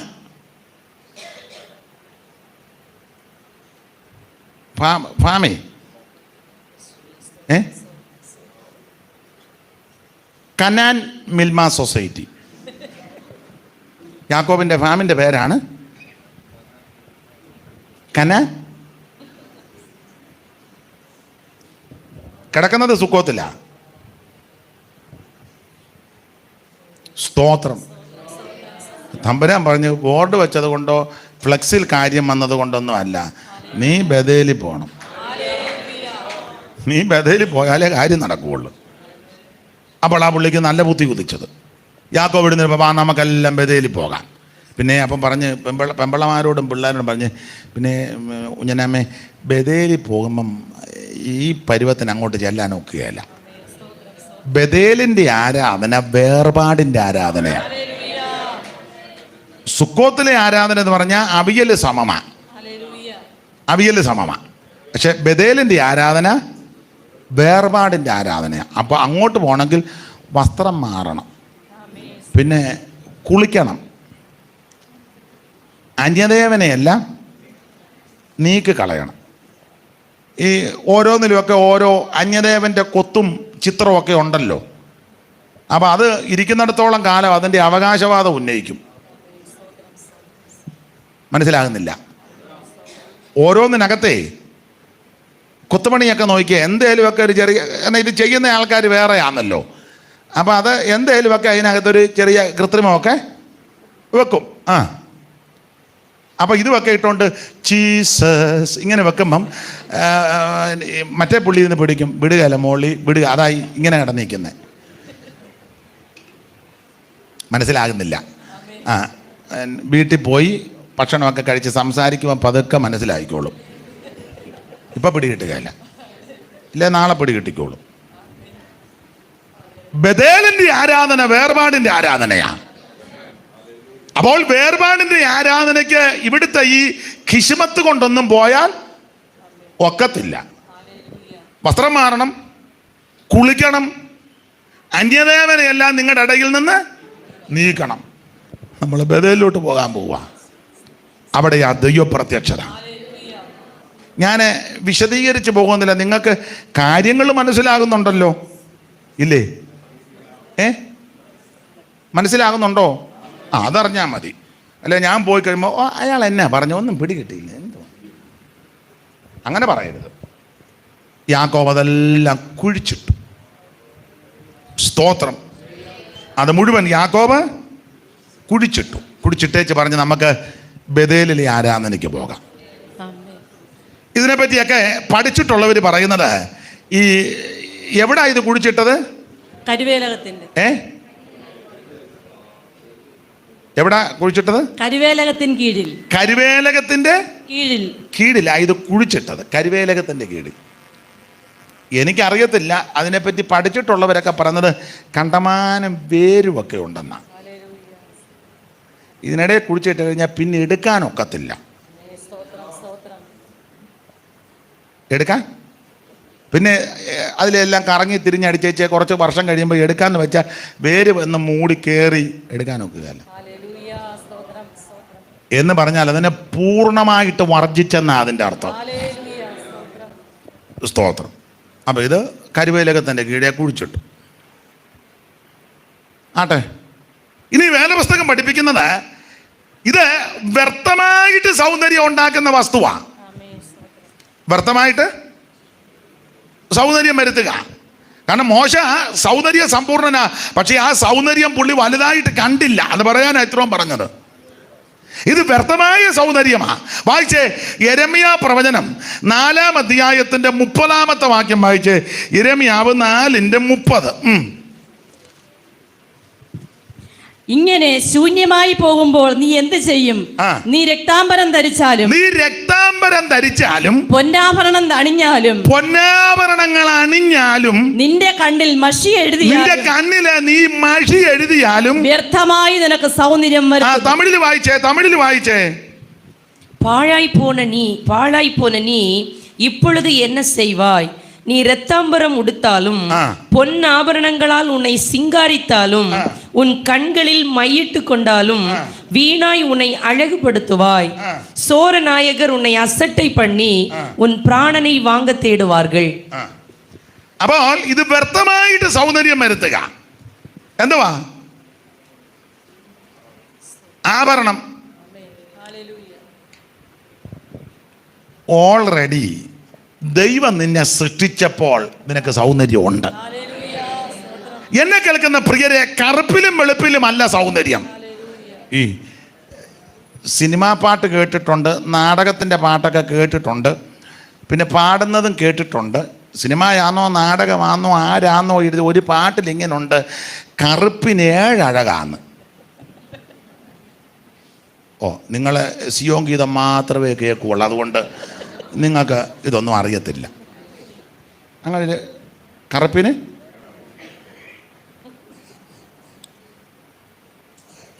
അല്ല, രാവിലെ കണ്ണാടി പോയി നോക്കുക, കണ്ണാടിയും തല്ലി പൊട്ടിച്ച് കണ്ണാടി മേടിച്ചവനെ തെറിയും പറഞ്ഞേച്ച് വരികയല്ല. നോക്കിയപ്പം കറുത്തിരിക്കുക. കറുപ്പിന് അഴക്. അതെ, നല്ല അഴകാ. വെളുപ്പിനേക്കായാലും സൗന്ദര്യം കറുപ്പിനാണെന്ന് ആൾക്കാർ പറയുന്നത്.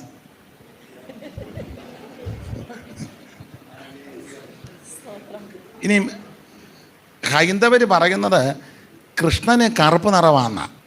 പിന്നെ അവർ കുറച്ചുകൂടെ അതൊക്കെ ഒന്ന് ബൈബിളിൽ വെച്ച് കാർവർണ്ണൻ അല്ലേ, മേഘവർണ്ണൻ.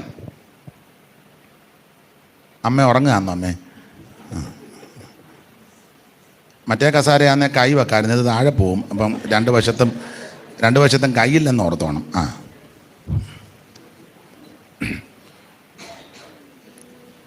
അവരങ്ങനെ പറയാൻ. നമ്മൾ സ്കൂളിൽ പഠിച്ചതാ, മലയാള നാട്ടിൽ സ്കൂളിൽ പഠിച്ചതാ. കാർവർണ്ണൻ തന്നൂടെ കൺമുനയായൊരു കാർവണ്ടു വന്നിങ്ങു മെല്ലെ മെല്ലെ. കാർവർണ്ണൻ തന്നൂടെ കൺമുനയായൊരു കാർവണ്ടു വന്നിങ്ങു മെല്ലെ മെല്ലെ. പാടാൻ നേരമില്ല. ഇതെല്ലാം വണ്ട്, അതും കറുത്തതാ. പക്ഷേ ഞങ്ങളുടെ അവിടെ ഈയിടെ ഒരു വെള്ളവണ്ട് വന്ന്. വണ്ടില്ലേ, വണ്ട്. യോ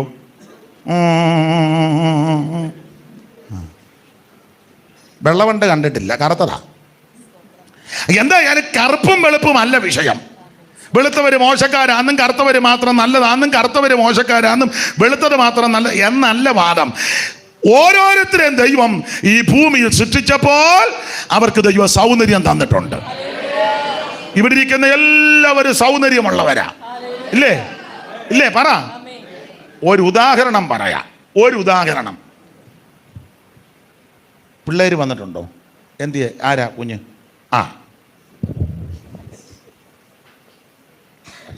മോൾ എഴുന്നേറ്റ്. ഇത്രയും പിള്ളേരുടെ കൂട്ടത്തിൽ നമ്മുടെ ദൃഷ്ടിയിൽ ഇവക്കല്ലേ സൗന്ദര്യം? പറ.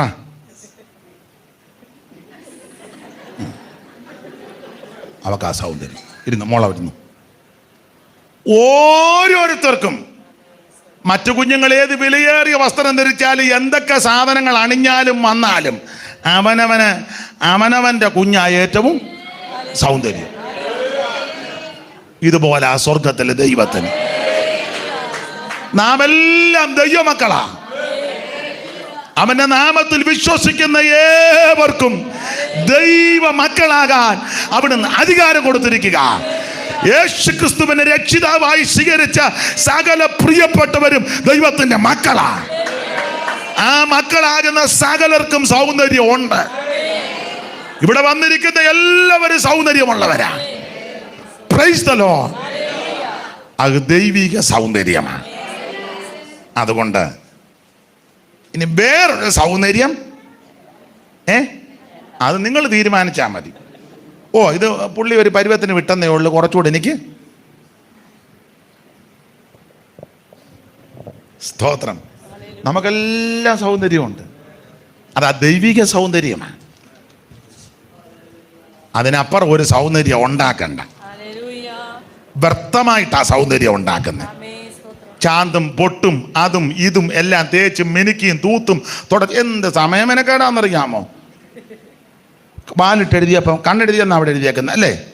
വാലിട്ടെഴുതി ഇച്ചിരി നീണ്ടു പോയി. അയ്യോ, അത് നീണ്ടു തുടച്ചേ. പിന്നെ അവൻ അത് വെള്ളം മുക്കി തുടക്കേ. ഓ, അത് മുഴുവൻ പടന്നു. അവനിത് വല്ലതും അറിയാവോ? അത് മുഴുവൻ നിങ്ങൾ തൂത്തിയപ്പം ഇവിടെയും പറ്റി. ഞാൻ ഇനി യോഗത്തിന് വരുന്നില്ല, നിങ്ങൾ പോ. കണ്ടോ? ഉദാഹരണമായി പറയാനേ, വ്യർത്ഥമായിട്ട് ഒരു സൗന്ദര്യവും വരുത്തണ്ട. ഇവിടെ ഇരിക്കുന്ന എല്ലാവർക്കും സൗന്ദര്യമുള്ളവരാണ്. ഈ കുഞ്ഞുങ്ങളെല്ലാം സൗന്ദര്യമുള്ളവരാ. ഈ കുഞ്ഞുങ്ങൾക്കെല്ലാം ദൈവിക സൗന്ദര്യം ആയിട്ടൊന്നും വരുത്തണ്ട. അത് ശാശ്വതമല്ല. ചികിമിന്നുക്കിയ ഓമന മുടികൾ വെള്ളയായി തീർന്നിടുമേ.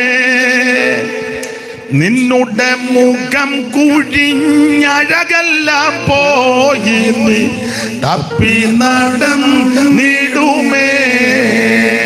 ചികിമിന്നുക്കിയ ഓമന മുടികൾ വെള്ളയായി തീർന്നിടുമേ. നിന്നുടെ മുഖം കുഴിഞ്ഞഴകെല്ലാം പോയി നീ തപ്പി നടന്നിടുമേ. യൗവനക്കാരാം നിന്നുടെ യൗവനം നാശത്തിലാകരുതേ. നിന്നുടെ യൗവനം നാശത്തിലാകാതെ രക്ഷകനെ ഏൽപ്പിക്കാം. യൗവനക്കാരി നിന്നുടെ യൗവനം നാശത്തിലാകരുതേ. നിന്നുടെ യൗവനം നാശത്തിലാകാതെ രക്ഷകനെ ഏൽപ്പിക്കാം.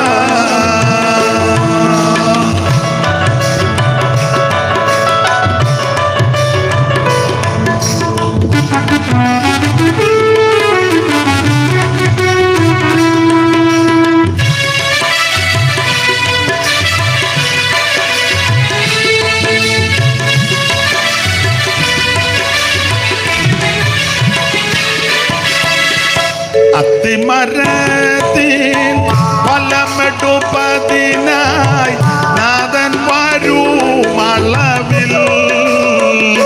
അത്തിമരത്തിൻ ഫലം എടുപ്പതിനായി നാഥൻ വരും അളവിൽ. ഫലമില്ലാതിരുന്നാൽ നിന്നെ എത്ര ഭയങ്കരമേ. അത്തിമരത്തിൻ ഫലം എടുപ്പതിനായി നാഥൻ വരും അളവിൽ.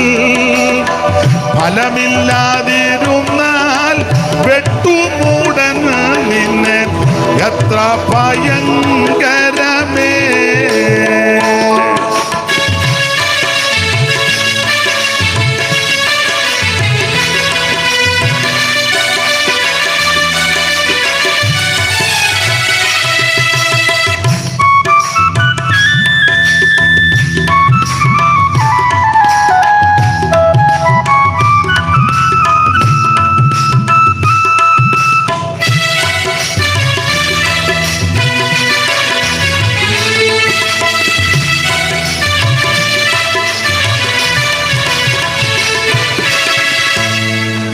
ശ്രദ്ധിക്കുക, ഇത് വ്യർത്ഥമായിട്ട് സൗന്ദര്യം ഉണ്ടാക്കുക. എന്നെ കേൾക്കുന്ന പ്രിയരെ, ദൈവം നമുക്ക് സൗന്ദര്യം തന്നിട്ടുണ്ട്, അത് മതി.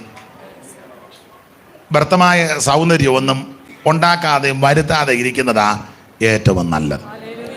മാത്രമല്ല, പുസ്തകം പഠിപ്പിക്കുന്നത് ഇത് എറിഞ്ഞു കളയാനാ, കല്ലിനിടയിലിടാനാ.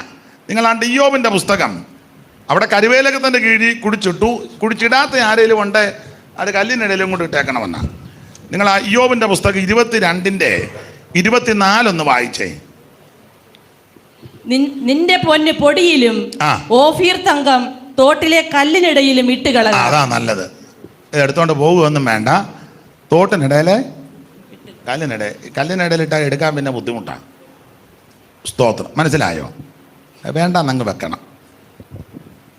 ഒരു കാര്യം കൂടെ പറഞ്ഞങ്ങ് നിർത്താം. സ്തോത്രം. ഇപ്പോൾ സഹോദരിമാർ ചിലർ ചിന്തിക്കുക, ഞാൻ എന്ത് വായിട്ടലച്ച അച്ഛൻ ഇത് മേടിച്ച് തന്നത്.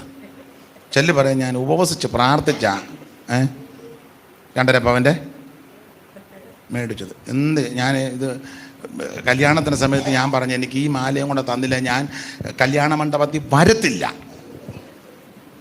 പിന്നെ അച്ചായനും അമ്മയും കൂടെ രാത്രി ഓടി നടന്ന് ആരാണ്ടോട് ഒക്കെ ചോദിച്ച് മേടിച്ച് ഇത് തന്നത്. അപ്പം അങ്ങേര് പറയുക, ഇതെല്ലാം ഇട്ടേ ചോടാൻ. പുസ്തകം പഠിപ്പിക്കുന്ന ഒരു വാക്യവും കൂടെ പറഞ്ഞേച്ച് സഹോദരിമാർക്കൊരു ധൈര്യം ഉണ്ടാകട്ടെ. സഹോദരന്മാർക്കും നിങ്ങൾക്കൊരു ധൈര്യത്തിന് വേണ്ടി പറയുക, ഈ ആഭരണത്തെക്കാളും നല്ല ഒരു കാര്യമുണ്ട്. നിങ്ങൾക്ക് നല്ല കാര്യം വേണോ ചീത്ത കാര്യം വേണോ? പറ. നല്ലത്. അപ്പോൾ ആഭരണത്തേക്കാൾ നല്ല ഒരു സാധനമുണ്ട്. അത് വേണോ ആഭരണം വേണോ എന്ന് നിങ്ങൾ പറ. മിണ്ടുകയല്ല. ഉണ്ട്. അതാ വേണ്ടത്. അല്ല, അവർ പറയുന്നില്ല. അവർ പറയത്തില്ലേ? ആഭരണത്തേക്കാൾ നല്ലൊരു സാധനമുണ്ട്. അത് വേണോ ആഭരണം വേണോ?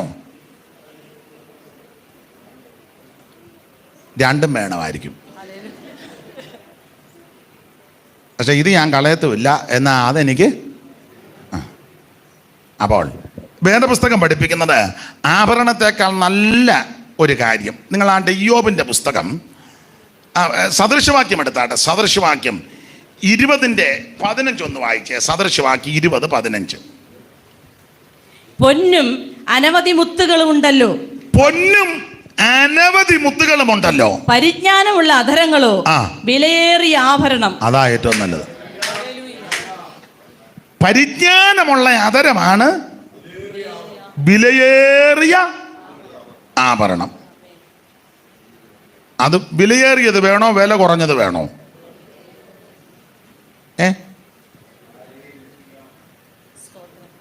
മിണ്ടുന്നില്ലല്ലോ ആരും. എല്ലാം വേണമെന്ന് പറഞ്ഞായിരിക്കുന്നത്. പൊന്നും അനവധി മുത്തുകളും ഒക്കെ ഉണ്ട്. എന്നാൽ പരിജ്ഞാനമുള്ള പരിജ്ഞാനമുള്ള അധരങ്ങളോ വിലയേറിയ ആഭരണം. അതാണ് വിലയേറിയ ആഭരണം. ഇന്ന് രാത്രി എന്നെ കേൾക്കുന്ന പ്രിയപ്പെട്ടവരിൽ ആരെങ്കിലും ഒരു തീരുമാനമെടുത്തു, നിങ്ങൾക്ക് ദോഷമൊന്നും വരികയില്ല. എനിക്ക് പരിജ്ഞാനമുള്ള ആദരം, പരിജ്ഞാനമുള്ളൊരു നാവ്, അതാ വിലയേറിയ ആഭരണം. ഞാൻ ഇടയ്ക്ക് കയറി ഇത്രയും പറഞ്ഞെന്നേ ഉള്ളൂ. നമ്മുടെ ഭാഗത്തേക്ക് മടങ്ങി വരാം. അപ്പോൾ വ്യർത്ഥമായ സൗന്ദര്യം ഒന്നും വരുത്തണ്ട. അക്കാലത്ത് ജീവിച്ച സകല വ്യക്തികളിലും സൗന്ദര്യം കൊണ്ട് ഒന്നാമനായിരുന്നു മോശ. ആ മോശ ഒരു തീരുമാനമെടുത്തു, എനിക്ക് ഈ സൗന്ദര്യമല്ല ഞാൻ വലുതായിട്ട് കാണുന്നത്, എനിക്ക് ക്രിസ്തുവിൻ്റെ നിന്നയാ. Price the Lord. സൗന്ദര്യം പുഴുപോലെ ക്ഷയിച്ചു പോകുന്നതാ. ദൈവത്തിന് സ്തോത്രം. പുഴുപോലെ ക്ഷയിക്കും. സൗന്ദര്യത്തിൻ്റെ മൂർത്തിഭാവങ്ങളാണ് പ്രചാരം നേടിയ പല ആൾക്കാരും അവസാനം പോയത് എങ്ങനെയാന്ന് പത്രത്തിലും മറ്റ് മാധ്യമങ്ങളിൽ കൂടിയൊക്കെ നമ്മൾ കാണുകയും എടുക്കുകയും ചെയ്തതാ, ഇല്ലയോ? വിവരിക്കുന്നില്ല, പേരും ഒന്നും ഞാൻ പറയുന്നില്ല. സ്തോത്രം. ബോംബെയിലെ പണ്ട് ഒരു പേരൊന്നും ഞാൻ പറയുന്നില്ല, സൗന്ദര്യ ഒരു റാണി, ഇപ്പോഴല്ല പഴയ ആൾക്കാർക്കറിയാം. ആ സൗന്ദര്യ റാണി വന്നു, ലക്ഷക്കണക്കിന് ആൾക്കാർ കൂടി. അവളെ കാണാൻ കൂടുതലും യൗവനക്കാരും മധ്യവയസ്കരുമാ കൂടുതലും കൂടിയത്. ഒരു നോക്ക് കാണാൻ എല്ലാവരും കണ്ടു, പുള്ളിക്കാരി സംസാരിച്ചു. അന്നിതുപോലെ മൊബൈലൊന്നുമില്ല, അല്ലെങ്കിൽ ഫോട്ടോ എടുത്ത് പുള്ളിക്കാരുടെ ഊപ്പാട് വന്നേനും. എല്ലാവരും കണ്ടു. അപ്പം അന്ന് അതിനെപ്പറ്റി അറിവുള്ളവർ പറഞ്ഞത്, ഈ ലക്ഷക്കണക്കിന് രൂപ മുടക്കിയായി ഈ പ്രോഗ്രാം ചെയ്തത്. അവർക്ക് കാശ് വേണ്ടേ? അതിൻ്റെ ഒരു പരിപാടി എടുത്തു. ഒരാപ്പിള് ഈ പുള്ളിക്കാരിക്ക് കൊടുത്തു. അവർ നേരത്തെ ധാരണയില്ല. പുള്ളിക്കാരി ആപ്പിളിൽ ഒന്ന് കടിച്ചു, ബാക്കി ആപ്പിള് ലേലം വിളിച്ചു. ഈ സൗന്ദര്യ റാണി കടിച്ച ആപ്പിളിൻ്റെ ബാക്കി കഴിക്കാൻ കാശുള്ളവനെല്ലാം കൂടെ ലേലം വിളിയാണ്. തുകയൊന്നും ഇപ്പം പറയുന്നില്ല. ആ ചെലവായതിൻ്റെ 10 ഇരട്ടി തുകയ്ക്കാ എവള് കടിച്ച ആപ്പിള് പോയത്.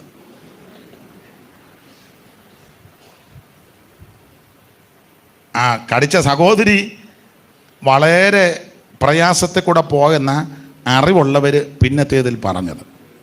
ഞാൻ ഇകഴ്ത്തി പറഞ്ഞതോ കൊച്ചാക്കി പറഞ്ഞതല്ല, സൗന്ദര്യം വ്യർത്ഥമാണ്.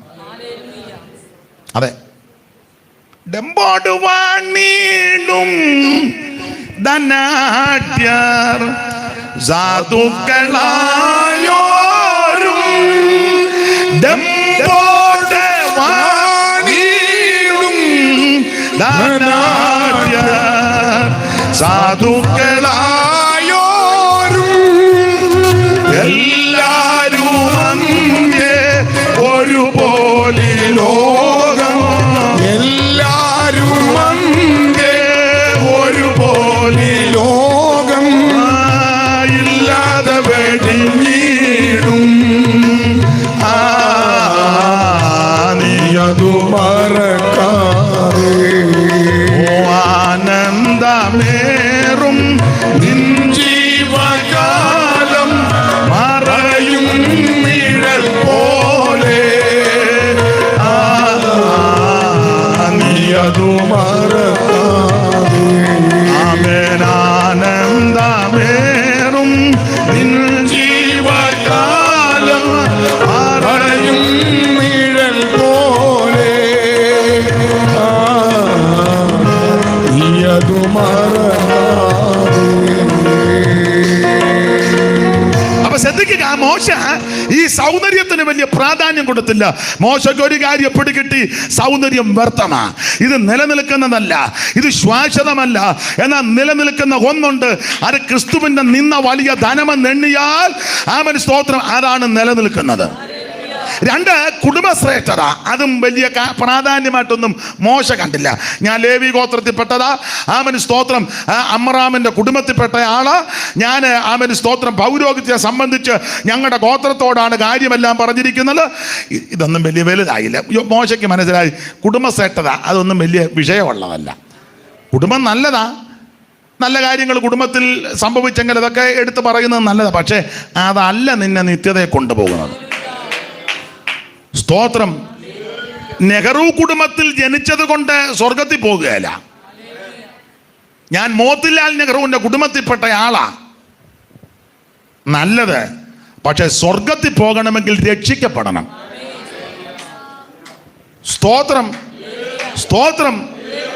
ഞാൻ കരുണാനിധിയുടെ കുടുംബത്തിൽ പറഞ്ഞ ആളാ. നല്ലത്, പക്ഷെ സ്വർഗത്തിൽ പോകണമെങ്കിൽ രക്ഷിക്കപ്പെടണം. മനസ്സിലായോ? സ്തോത്രം, സ്തോത്രം. ഏത് കുടുംബത്തിൽ പറഞ്ഞാലും പുസ്തകം വെച്ചിരിക്കുന്ന വ്യവസ്ഥ, നീ രക്ഷിക്കപ്പെട്ടില്ലെങ്കിൽ നരകത്തിൽ പോകും. രക്ഷിക്കപ്പെടാൻ ഒരേ ഒരു മാർഗം, ഒരേ ഒരു വഴി, ഒരേ ഒരു വ്യക്തി, കർത്താവാകുന്ന യേശു ക്രിസ്തു. കർത്താവാകുന്ന യേശു ക്രിസ്തുവിൽ വിശ്വസിക്കുക, എന്നാൽ നീയും നിന്റെ കുടുംബവും രക്ഷ പ്രാപിക്കും. അപ്പോൾ കുടുംബശ്രേഷ്ഠത അത് മോശ വലുതായിട്ട് കണ്ടില്ല.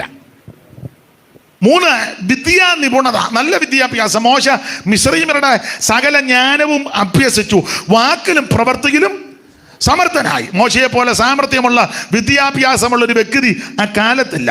പക്ഷേ മോശ വിദ്യാഭ്യാസത്തിനല്ല പ്രഥമ സ്ഥാനം കൊടുത്തത്, ക്രിസ്തുവിൻ്റെ നിന്ന വലിയ ധനമെന്നുണ്ട്. ഞാൻ കുഞ്ഞുങ്ങളോട് പറയാം, നിങ്ങൾ നന്നായിട്ട് പഠിക്കണം. കർത്താവിൻ്റെ വരവ് താമസിച്ചാൽ എല്ലാ കുഞ്ഞുങ്ങളും നന്നായിട്ട് പഠിക്കണം. നിനക്ക് നല്ല മാർക്കൊക്കെ ഉണ്ടോ? ആ,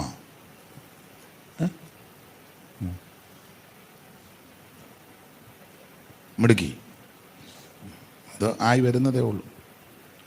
എല്ലാവരും നന്നായിട്ട് പഠിക്കണം. പഠിക്കാവുന്നിടത്തോളം നന്നായിട്ട് പഠിച്ചോണം.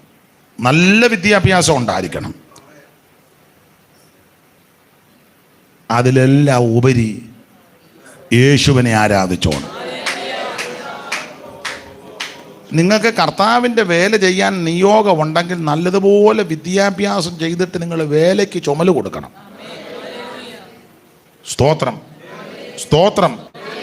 നല്ലതുപോലെ പഠിച്ച് മിടുക്കനായിട്ട് നന്നായിട്ട് പ്രസംഗിക്കണം, പാട്ട് പാടണം, സുവിശേഷം അറിയിക്കണം, എല്ലാ ഭാഷയും പഠിക്കണം. അപ്പം പിന്നെ എല്ലാ ഭാഷക്കാരോട് സുവിശേഷം പറയരുതോ? ഞാൻ കിടന്ന് കുഴയുക. അതുകൊണ്ടാണ് ഞാൻ നിങ്ങളോട് പറഞ്ഞു തരുന്നത്. സ്തോത്രം. നന്നായിട്ട് പഠിക്കണം എല്ലാവരും.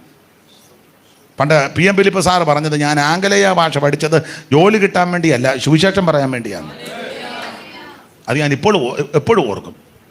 ആംഗലേയ ഭാഷ, ഇംഗ്ലീഷ് പഠിച്ചതേ ജോലി കിട്ടാനുള്ള ഉദ്ദേശത്തോടല്ല പഠിച്ചത്, സുവിശേഷം അറിയിക്കാൻ വേണ്ടി പഠിച്ചതാണ്. അദ്ദേഹം അന്നത്തെ കാലത്ത് നന്നായിട്ട് സുവിശേഷം അറിയിച്ചു. എല്ലാവരും നന്നായിട്ട് പഠിച്ചോണം, നല്ലതുപോലെ പഠിച്ചോണം. പനിയാനം പറഞ്ഞ് സ്കൂളിൽ പോകാതിരിക്കരുത്. ഇന്ന് പനിയാ. നന്നായിട്ട് പഠിക്കണം പിള്ളേരില്ല. അപ്പോൾ ഈ മോശ അന്നത്തെ കാലത്ത് ജീവിച്ചവരിൽ ഏറ്റവും വിദ്യാ നിപുണനാ. പക്ഷെ മോശയ്ക്ക് ഒരു കാര്യം പിടികിട്ടി, വിദ്യാഭ്യാസം നല്ലതാ, പഠിക്കാവുന്നിടത്തോളം പഠിച്ചോണം. പക്ഷെ അതല്ല ഏറ്റവും ശ്രേഷ്ഠം, ക്രിസ്തുവിൻ്റെ നിന്ന. Price the Lord. അടുത്തത് വലിയ നിക്ഷേപത്തിന്റെ ഉടമസ്ഥനാ മോശ. മിസ്രയീമിലെ നിക്ഷേപം അത് നിർണയിക്കാൻ പറ്റാത്ത സ്വത്താ മിസ്രയീമിൽ. അത് മുഴുവൻ മോശയ്ക്കുള്ളതാ. പക്ഷേ മോശ ആ സമ്പത്തിനെ വലുതായിട്ട് കണ്ടില്ല. ആ നിക്ഷേപങ്ങളെക്കാൾ വലുത് ക്രിസ്തുവിനെ നിന്ന വലിയ ധനമെന്നെണ്ണി. ഇന്ന് രാത്രി ഇവിടെ വന്നിരിക്കുന്ന എല്ലാവരും ഒരു തീരുമാനമെടുത്ത് പോകണം. കുടുംബശ്രേഷ്ഠ നല്ലതാ, സമ്പത്ത് നല്ലതാ, വിദ്യാ നിപുണത നല്ലതാ, സൗന്ദര്യം അതെല്ലാം നല്ലതാ, ആരോഗ്യം, കായബലം അതൊക്കെ നല്ലതാ. ഒരു പ്രശ്നം ഉണ്ടായാൽ പിടിച്ചു മാറ്റാനും കയറി ഏക്കാനും ഒക്കെ ആരോഗ്യമുള്ളത് നല്ലതാ. കാസാവലി ഉള്ളവൻ വലിച്ചെവിടെയും മാറിപ്പോയി നിൽക്കുന്നത്, അതും ആരെങ്കിലും ഓടിപ്പോകുമ്പോൾ കാറ്റ് കൊണ്ടായി ഇവൻ താഴെ വീഴും. അപ്പം അതുകൊണ്ട് ആരോഗ്യമുള്ള നല്ലതാ, കായബലം നല്ലതാ. അത് അടിപിടി കൂടാനല്ല, നല്ല ധൈര്യത്തോടെ സുവിശേഷം അറിയിക്കാൻ. സ്തോത്രം. ആരോഗ്യമേ നല്ല ഉശിരോടെ ഒരു വാക്യം പറയുമ്പോൾ നല്ല പവറായിരിക്കണം. ക്ഷീണിതരും രോഗികളും ബലഹീനരുമായ ആൾക്കാർ പറയുന്നതിലും കുറച്ചുകൂടെ പവറാ നല്ല ആരോഗ്യമുള്ളവർ പറയുന്നത്. ആ ആരോഗ്യം കർത്താവിന് വേണ്ടി ആയിരിക്കണം. Price the Lord. മോശയ്ക്ക് ഒരു കാര്യം പിടിക്കട്ടെ, കായബലം, ആരോഗ്യം അത് അത്ര സ്ഥിരതയുള്ളതല്ല. ഒരു ചെറിയ രോഗം വന്നാൽ മതി, അന്നേരം നമ്മൾ ക്ഷീണിക്കും. സഭയിലൊക്കെ വഴക്കുണ്ടാക്കുന്ന ചില ആൾക്കാരുണ്ട്. ഇവിടെ കുഴപ്പമില്ല, ചിലയിടങ്ങളിൽ ഭയങ്കര ബഹളവും മഴക്കും. അവസാനം അവനെ വയറ്റിൽ കിടക്കുന്ന ഒരു വരെ ഇങ്ങനെ അനങ്ങിയാൽ മതി, ചുരുണ്ട് ചെമ്മീൻ കിടക്കും പോലെ കട്ടിലേക്ക് കിടക്കും. നമ്മൾ എന്തോ പറ്റി തങ്കച്ച, മിണ്ടാ മേലല്ലയോ? കഴിഞ്ഞ ആഴ്ച അവിടെ കിടന്ന് നന്നായിട്ട് മിണ്ടിയായിരുന്നല്ലോ. ദയനീയ നോട്ടമാണ്. ഒട്ടും മിണ്ടാൻ മേലല്ലേ? കഴിഞ്ഞ ആഴ്ച സഭയിൽ കിടന്ന് അനാവശ്യമൊക്കെ പറഞ്ഞായിരുന്നല്ലോ.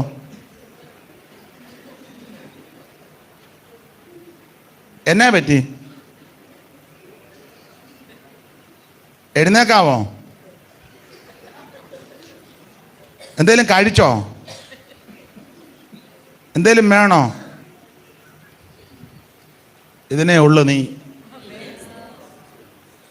എൻ്റെ ഭാഷ പറഞ്ഞാൽ നല്ലൊരു പനിക്ക് നീ ഇല്ല.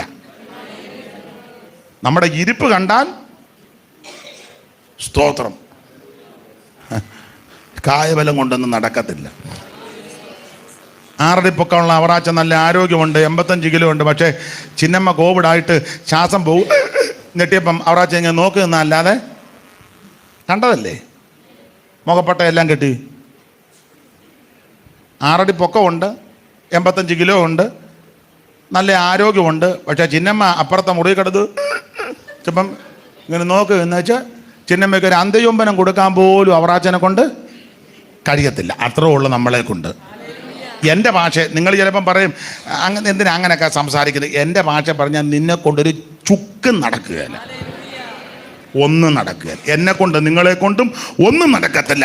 വല്ലതും അവിടുത്തെ കൃപയാൽ. ഞാൻ തന്നെ ജ്ഞാനത്തിലും ധനവാൻ തന്നെ ധനത്തിലും ബലവാൻ തന്നെ ബലത്തിലും പ്രശംസിക്കരുത്. പ്രശംസിക്കുന്നവൻ യഹോവയിൽ പ്രശംസിക്കേ. Praise the Lord.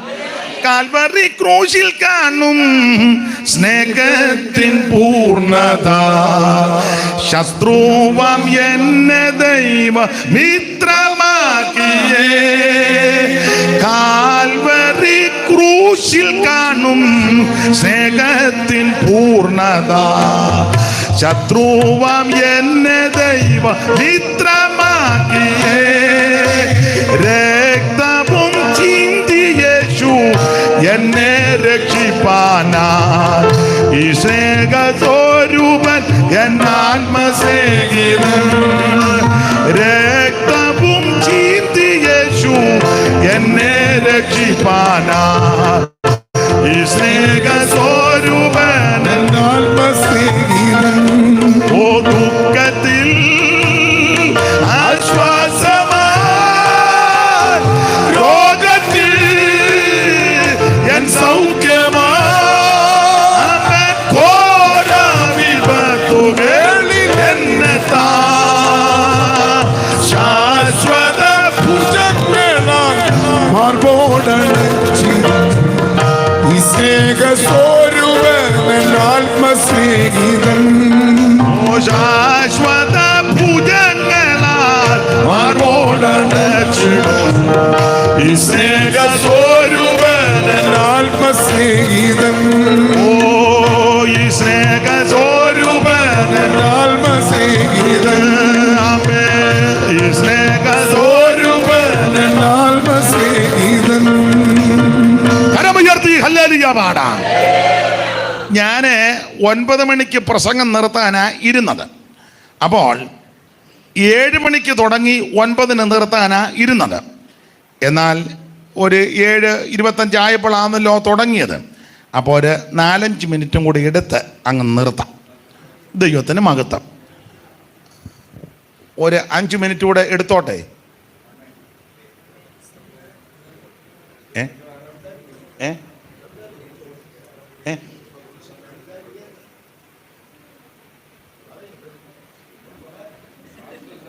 ഒരു മണിക്കൂർ എടുക്കാൻ പുള്ളി പറയുന്നു. 1 മണിക്കൂർ എടുക്കാൻ ഇല്ല. ഗുണമാകാനാന്ന് ഇതൊക്കെ മതി. ഇപ്പം ഗുണമാകേണ്ട കാര്യമെല്ലാം പറഞ്ഞു. ആട്ടെ, ഒരു 4-5 മിനിറ്റ് കൂടെ എടുക്കാം. അപ്പൊ ശ്രദ്ധിക്കുക, സൗന്ദര്യത്തെ വലുതായി കണ്ടില്ല, കുടുംബശ്രേഷ്ഠത വലുതായി കണ്ടില്ല, കായബലം വലുതായി കണ്ടില്ല, കസേര ഇതൊന്നും വലുതായി കണ്ടില്ല. വലുതായി കണ്ടത് ക്രിസ്തുവിൻ്റെ നിന്ന. അത് വലുതായി കണ്ടു. അതിൻ്റെ കാരണം പറയാം. പാപത്തിന് തൽക്കാലം ഭോഗം വേണ്ടാന്ന് വെച്ചു, ദൈവജനത്തോട് കൂടെ ചേർന്നു, കഷ്ടം തിരഞ്ഞെടുത്തു, നിന്ന വലിയ ധനമെന്ന് എണ്ണി. മോശ എന്താ ഇതെല്ലാം ഇങ്ങനെ ചെയ്യാൻ കാരണം? ഇതിൻ്റെ കാരണം ആ 11-ാം അധ്യായത്തിൽ അതിൻ്റെ ആൻസർ കൊടുത്തിട്ടുണ്ട്. 25-ാം വാക്യം വായിച്ചേ. പ്രതിഫലം നോക്കിയത് കൊണ്ട് മതി.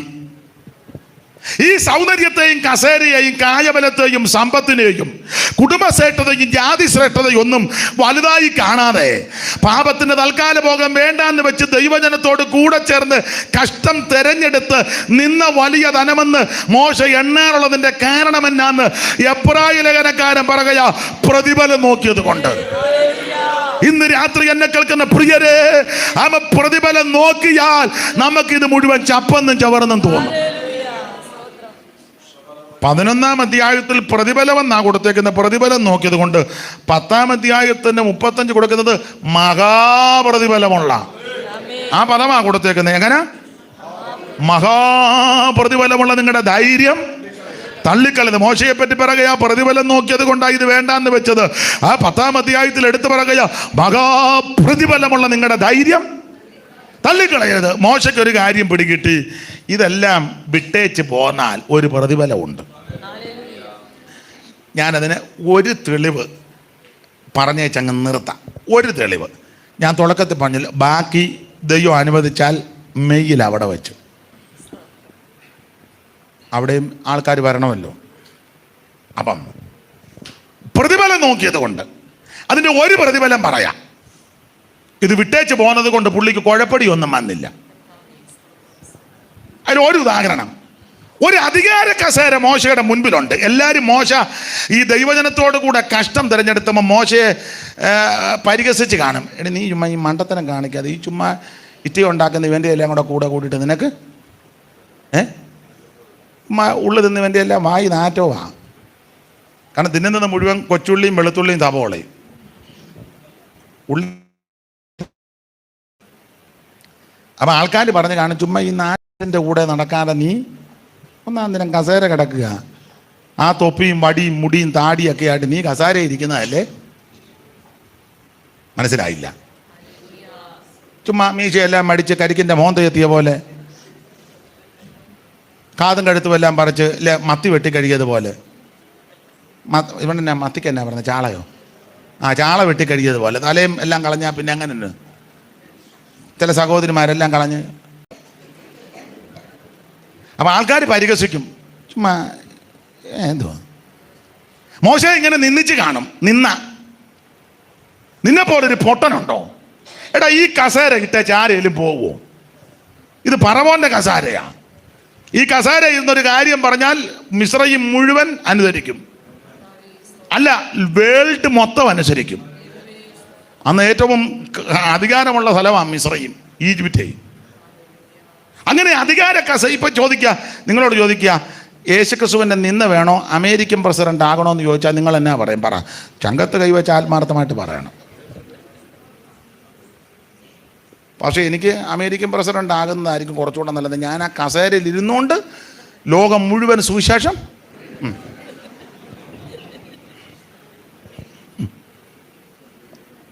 സ്തോത്രം. ഒരു നല്ല അധികാര കസേര കിടക്കുക. മോശ പറഞ്ഞു എനിക്ക് കസേര വേണ്ട. ആൾക്കാർ പറഞ്ഞു, എടേ നീ പൊട്ടന്, ആ അധികാര വസ്ത്രമെല്ലാം ധരിച്ച പൊഞ്ചങ്കോലുമൊക്കെ പിടിച്ച കിരീടമൊക്കെ വെച്ച ഇരിക്കുന്ന കണ്ട ഒരു പവറല്ലേ, നീ ഒന്ന് ഞരങ്ങിയാൽ പോരെ, ഒന്ന് മൂളിയാൽ മതി, ലോകം പറക്കിയല്ലേ. മോശ പറഞ്ഞു എനിക്കത് വേണ്ട, ഈ കസേര വേണ്ട. അപ്പം എൻ്റെ ഭാഷ പറഞ്ഞ ഈ കസേര വേണ്ടാന്ന് വെച്ചേച്ച് മോശ എൻ്റെ ഭാഷ പറഞ്ഞ ഒരു വടിയുമായിട്ട് ഇനി ഇറങ്ങി. ആകെ കൂടെ കയ്യിലൊരു വടി. എല്ലാവരും പറഞ്ഞു കാണും പൊട്ടന, മണ്ടന, ഇതുപോലെ പോഷൻ വേറെ ലോകത്തിലില്ല, ഇയാൾക്ക് വിദ്യാഭ്യാസം ഉണ്ടെന്ന് പറഞ്ഞ് വെറുതെയാ. ഇയാൾ പഠിച്ച സമയത്ത് നമ്മളെങ്ങാനും പഠിക്കുകയായിരുന്നേ, നല്ലതാ. അയ്യോ ഇയാൾ ഇതുപോലൊരു തിരുമണ്ടൻ. അല്ല, ദൈവം ഇത് കണ്ടു. ഈ കസേര ഇട്ടേച്ച് ഇങ്ങോട്ട് പോന്നത് ഇറങ്ങിയത് ദൈവം കണ്ടു. ചില നാളുകൾ കഴിഞ്ഞപ്പം ദൈവം തമ്പുരാൻ മോശയോടും അഹരോനോടും മൂപ്പന്മാരോടും ഒക്കെ പറഞ്ഞ് ഒരു കാര്യം ചെയ്യേ, ഇനി കയറി വരാൻ പറഞ്ഞ് താഴേന്ന് പർവ്വതത്തിലോട്ട് കയറി വാ. വായിച്ചേ 24-ാം അധ്യായത്തിന്റെ 1-2 വന്ന് വായിച്ചേ. പുറപ്പാട് 24-ന്റെ 1-2. ഞാൻ പെട്ടെന്ന് അങ്ങ് നിർത്താം. അവൻ പിന്നെയും മോശയോട് നീയും അഹരോനും നാദാബും അബീഹുവും ഇസ്രായേൽ മൂപ്പന്മാരിൽ 70 പേരും യഹോവയുടെ അടുക്കൽ കയറി വന്ന് ദൂരത്ത് നിന്ന് നമസ്കരിക്കും. അയ്യോ പറഞ്ഞേ, പിന്നെ എല്ലാവരും ഇനി കയറി വരാൻ പറഞ്ഞു. അപ്പം നീയും നാദാബും അബീഹുവും 70 മൂപ്പന്മാർ എല്ലാവരും ഇനി കയറി വരാൻ പറഞ്ഞു. കയറി ഇനി മേളിൽ വന്നിട്ട് ദൂരത്ത് നിന്ന് എന്നാ വായിക്കാത്തേ? ദൂരത്ത് നിന്ന് നമസ്കരിപ്പിൻ. ഒറ്റ പ്രാവശ്യം വായിക്കുള്ളൂ, പിന്നെ വായിക്കുകയല്ലേ. ഇനി കയറി വന്ന് ദൂരത്ത് നിന്ന് നമസ്കരിപ്പിൻ. ആരൊക്കെയാ? ഒന്നുകൂടെ വായിച്ചേ. അഹരോനും നീയും അഹരോനും നാദാബും അബീഹുവും. അത് അഹരോന്റെ പിള്ളേരാ. ആ കൊച്ചുങ്ങൾ രണ്ടും നീയും അഹരോനും. പിന്നെ ഇസ്രായേൽ മൂപ്പന്മാരിൽ 70 പേരും. അപ്പൊ 70 പേര്. അപ്പൊ മൊത്തം 74 പേര്.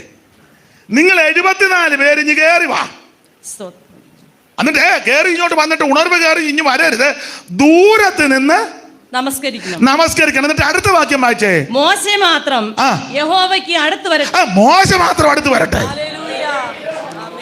നീ കസേര വിട്ടാച്ചല്ലേ ഇറങ്ങിയത്. അന്ന് നിന്നെ എല്ലാവരും പരിഹസിച്ചു, ആക്ഷേപിച്ചു, നിന്ദിച്ചു. നിന്നെ പോലൊരു മണ്ടൻ തിരുമണ്ടൻ ആരുമില്ലെന്ന് ദൈവം അത് കുറിച്ചു വെച്ചു.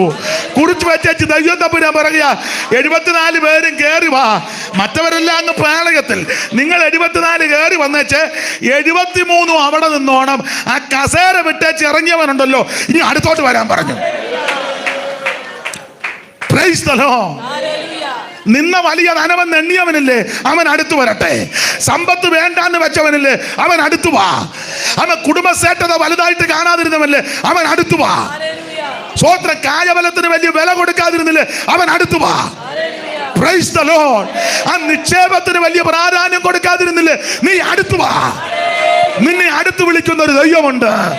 നിന്നെ അടുത്ത് ചേർത്തണയ്ക്കുന്ന ഒരു യേശുവുണ്ട്. നിന്നെ ചേർത്തണയ്ക്കുന്ന ഒരു യേശുവുണ്ട്. വിട്ടത് മണ്ടത്തരമല്ല, ഊരിയത് മണ്ടത്തരമല്ല, ഉപേക്ഷിച്ചത് അബദ്ധമല്ല, വേണ്ടാന്ന് വെച്ചത് മണ്ടത്തരമല്ല. ദൈവം നിന്നെ അടുത്ത് വിളിക്കുക.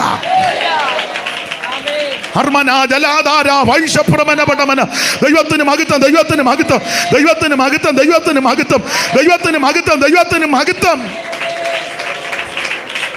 ഹല്ലേലൂയ. അടുത്ത് വരാൻ പറഞ്ഞു. ധാരാളം വാക്യങ്ങളും വിഷയങ്ങളും ഇതിനോട് ബന്ധപ്പെട്ട് പ്രകാശിക്കുന്നുണ്ട്. അതിന് സമയത്തെ പോയി ഞങ്ങൾക്ക് അങ്ങ് ചെല്ലണമല്ലോ. ദൈവത്തിന് മഹത്വം. ലക്ഷക്കണക്കിന് ജനം പാളയത്തിലുണ്ട്. അതിൽ നിന്ന് ദൈവം പറഞ്ഞു 74 പേര് കയറി വരാൻ. ആ 74 കയറി ഇങ്ങോട്ട് വന്നപ്പോൾ തമ്പുരാൻ പറഞ്ഞു 73 ദൂരത്ത് നിന്നോണം. അതെല്ലാം വേണ്ടാന്ന് വെച്ച് ഉപേക്ഷിച്ചിറങ്ങിയ നീ ഇനി അടുത്ത് വരാൻ പറഞ്ഞു. ക്രിസ്തുവിന്റെ നിന്ന് വലിയ ധനമെന്നുണ്ട്. ഒരു വാക്കോടെ പറഞ്ഞങ്ങ് നിർത്താം. ഇന്ന് അതിനെ ഓക്കുള്ളൂ. അടുത്ത് വരാൻ പറഞ്ഞിട്ട് തമ്പുരാൻ പറഞ്ഞൊരു കാര്യമുണ്ട്.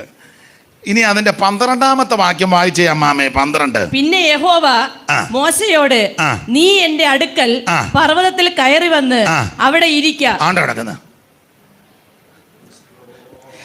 ലക്ഷക്കണക്കിന് ജനം പാളയത്തിലുണ്ട്. അവരിൽ നിന്ന് 74 പേരോട് പറഞ്ഞ് കയറി ഇങ്ങോട്ട് വരാൻ പറഞ്ഞു. കയറി വരാൻ പറഞ്ഞേച്ച് പറഞ്ഞു 73 ദൂരെ നിന്ന് നമസ്കരിച്ചോണം. മോശ മാത്രം ഇങ്ങോട്ട് അടുത്ത് വരാൻ പറഞ്ഞു. അടുത്ത് വന്നപ്പോൾ ദൈവം പറയുക, ഞാൻ അടുത്ത് വന്ന് എൻ്റെ അടുക്കൽ ഇരിക്കാൻ.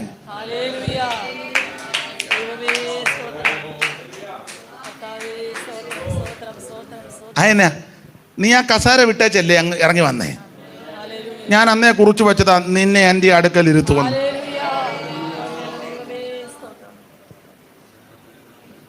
ആ ഇരിക്കുന്ന സ്ഥലം എവിടാന്ന് 10-11 വാക്യം വായിച്ചേ. 10-11 വാക്യം. അവന്റെ പാദങ്ങൾക്ക് കീഴേ. മലയാളത്തിൽ ആദ്യം വായിക്ക്. അവർ ഇസ്രായേലിന്റെ ദൈവത്തെ കണ്ടു. അടുത്തത്. അവന്റെ പാദങ്ങൾക്ക് കീഴേ നീലക്കല്ല് പടുത്ത തളം പോലെയും ആകാശത്തിന്റെ സ്വച്ഛത പോലെയും ആയിരുന്നു. അതാ അങ്ങനത്തെ സ്ഥലമാ. നീലക്കല്ല് പടുത്ത തളം. തമിഴിൽ എങ്ങനെ എഴുതിയേക്കുന്നത് വായിച്ചേ. നീലക്കല്ലിழைத்த വേലയ്ക്ക് ഒപ്പാക എന്ന് പറഞ്ഞ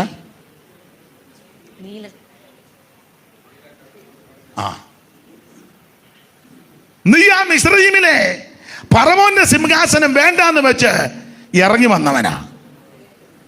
അതുകൊണ്ട് പറഞ്ഞു ഇനി അടുത്ത് വന്ന് എൻ്റെ അടുക്ക്. ഈ ദൈവത്തിൻ്റെ കൂടെ പിടിച്ചിരുത്തിയത് മോശനെ അല്ലാതെ വേറെ ആരെങ്കിലും ഇരുത്തി. സ്തോത്രം. കൂടെ ഇരുത്തുക. അങ്ങനെ നമ്മുടെ കർത്താവിനോട് കൂടെ ഇരുത്താനാ യേശു നമുക്ക് വേണ്ടി മരിച്ചത്. അവിടുത്തെ തിരുരക്തം നമുക്ക് വേണ്ടി ചീന്തി. അവിടുത്തെ തിരുശരീരം നമുക്കായി നുറുക്കപ്പെട്ടു. അവിടുന്ന് നമുക്ക് വേണ്ടി പങ്കപ്പാടുകൾ സഹിച്ചു. ചാട്ടമാറിൻ്റെ ഘോരമായ പ്രകരമേറ്റു. മുടി തൊട്ട് അടിവരെ ആമേൻ രക്തം ധാരധാരയായിട്ട് ഒഴുകുന്നു. മുതുക ഉഴവുചാല് പോലെ നീളത്ത് കീറി. കാർക്കിച്ച് തുപ്പലേറ്റു. കന്നത്തടി കിട്ടി.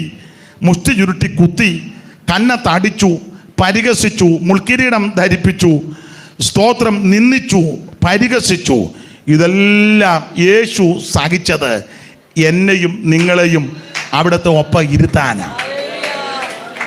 അങ്ങനെ ആ പുസ്തകത്തിലെ വാക്യം, അങ്ങനെ അതിൻ്റെ മർമ്മം.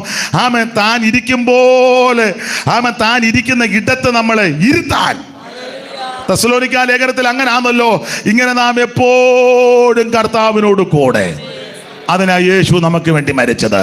ഇന്ന് രാത്രി ആ യേശുവിന് ഹൃദയം കൊടുത്ത്, ആ യേശുവിനെ രക്ഷകനായി സ്വീകരിച്ച്, ആ കർത്താവിനെ സേവിച്ചും സ്നേഹിച്ചും ആ നല്ല അന്ത്യം പ്രാപിച്ച് ആ സ്വർഗീയ സ്ഥലത്ത് എത്തുവാൻ, അവിടെ ഇരിക്കുവാൻ, എന്നും എന്നേക്കും കർത്താവിനോട് കൂടി ഇരിക്കുവാൻ നമുക്കിന്ന് രാത്രി സമർപ്പിക്കാം. എൻ്റെ യേശുവേ എന്നെ രക്ഷിക്കണം, എൻ്റെ യേശുവേ എന്നെ ഉപേക്ഷിക്കരുത്, എൻ്റെ യേശുവേ എന്നെ സഹായിക്കണം. ഇന്ന് രാത്രി എന്നെ നിന്റെ കരങ്ങളിലേക്ക് സമർപ്പിക്കും. ആ തീരുമാനമെടുക്കുന്ന പ്രിയപ്പെട്ടവരൊക്കെ കരമുയർത്തിയാട്ട് അവർക്ക് വേണ്ടി പ്രാർത്ഥിക്കാം. ദൈവം നിങ്ങളെ അനുഗ്രഹിക്കട്ടെ, ദൈവം നിങ്ങളെ അനുഗ്രഹിക്കട്ടെ. കർത്താവിനോട് കൂടെ ഇരിക്കുവാൻ, കർത്താവിനോട് കൂടെ യുഗായുഗമായി വസിപ്പാൻ ഇന്ന് രാത്രി നമുക്കൊന്ന് സമർപ്പിക്കാം. Praise the lord. മിസ്രയീമിലെ നിക്ഷേപങ്ങളെക്കാൾ ക്രിസ്തുവിന്റെ നിന്ന വലിയ ധനമെന്ന് എണ്ണിയതിന്റെ പ്രധാനപ്പെട്ട കാരണം അവൻ പ്രതിഫലം നോക്കിയത് കൊണ്ട്.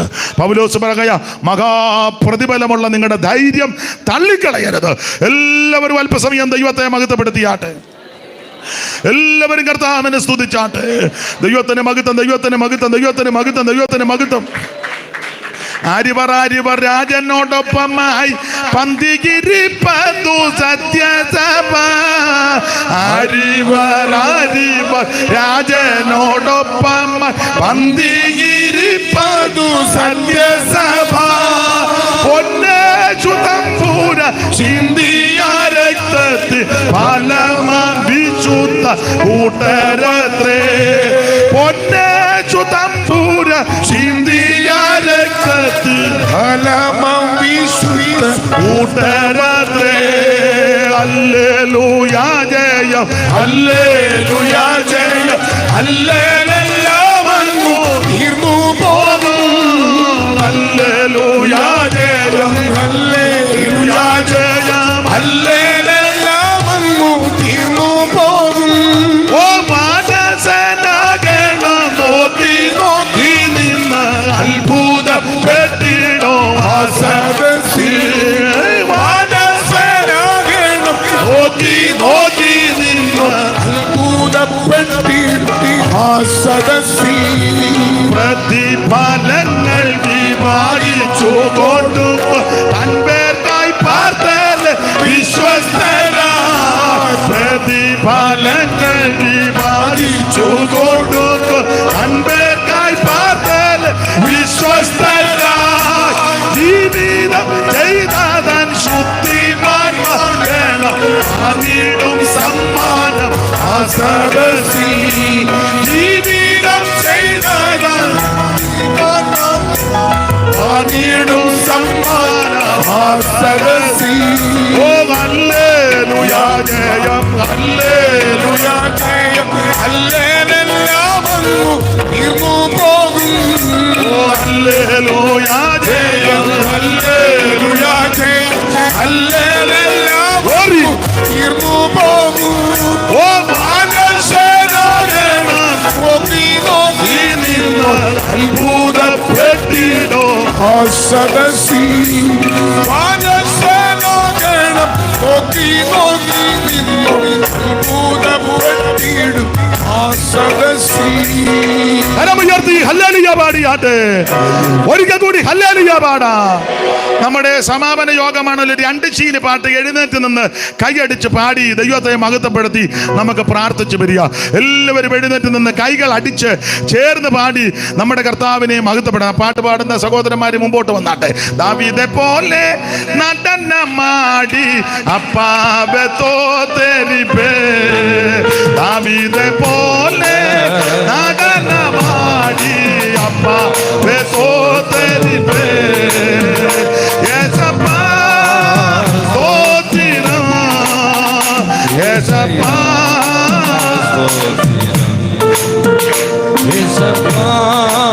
സ്തോത്രം. ஏசையா ஸ்தோத்திரம். சேர்ந்து பாடாம். தாவீதை போல நடனமாடி அப்பாவை சோதரிப்பே. தாவீதை போல நடனமாடி அப்பாவை சோதரிப்பே.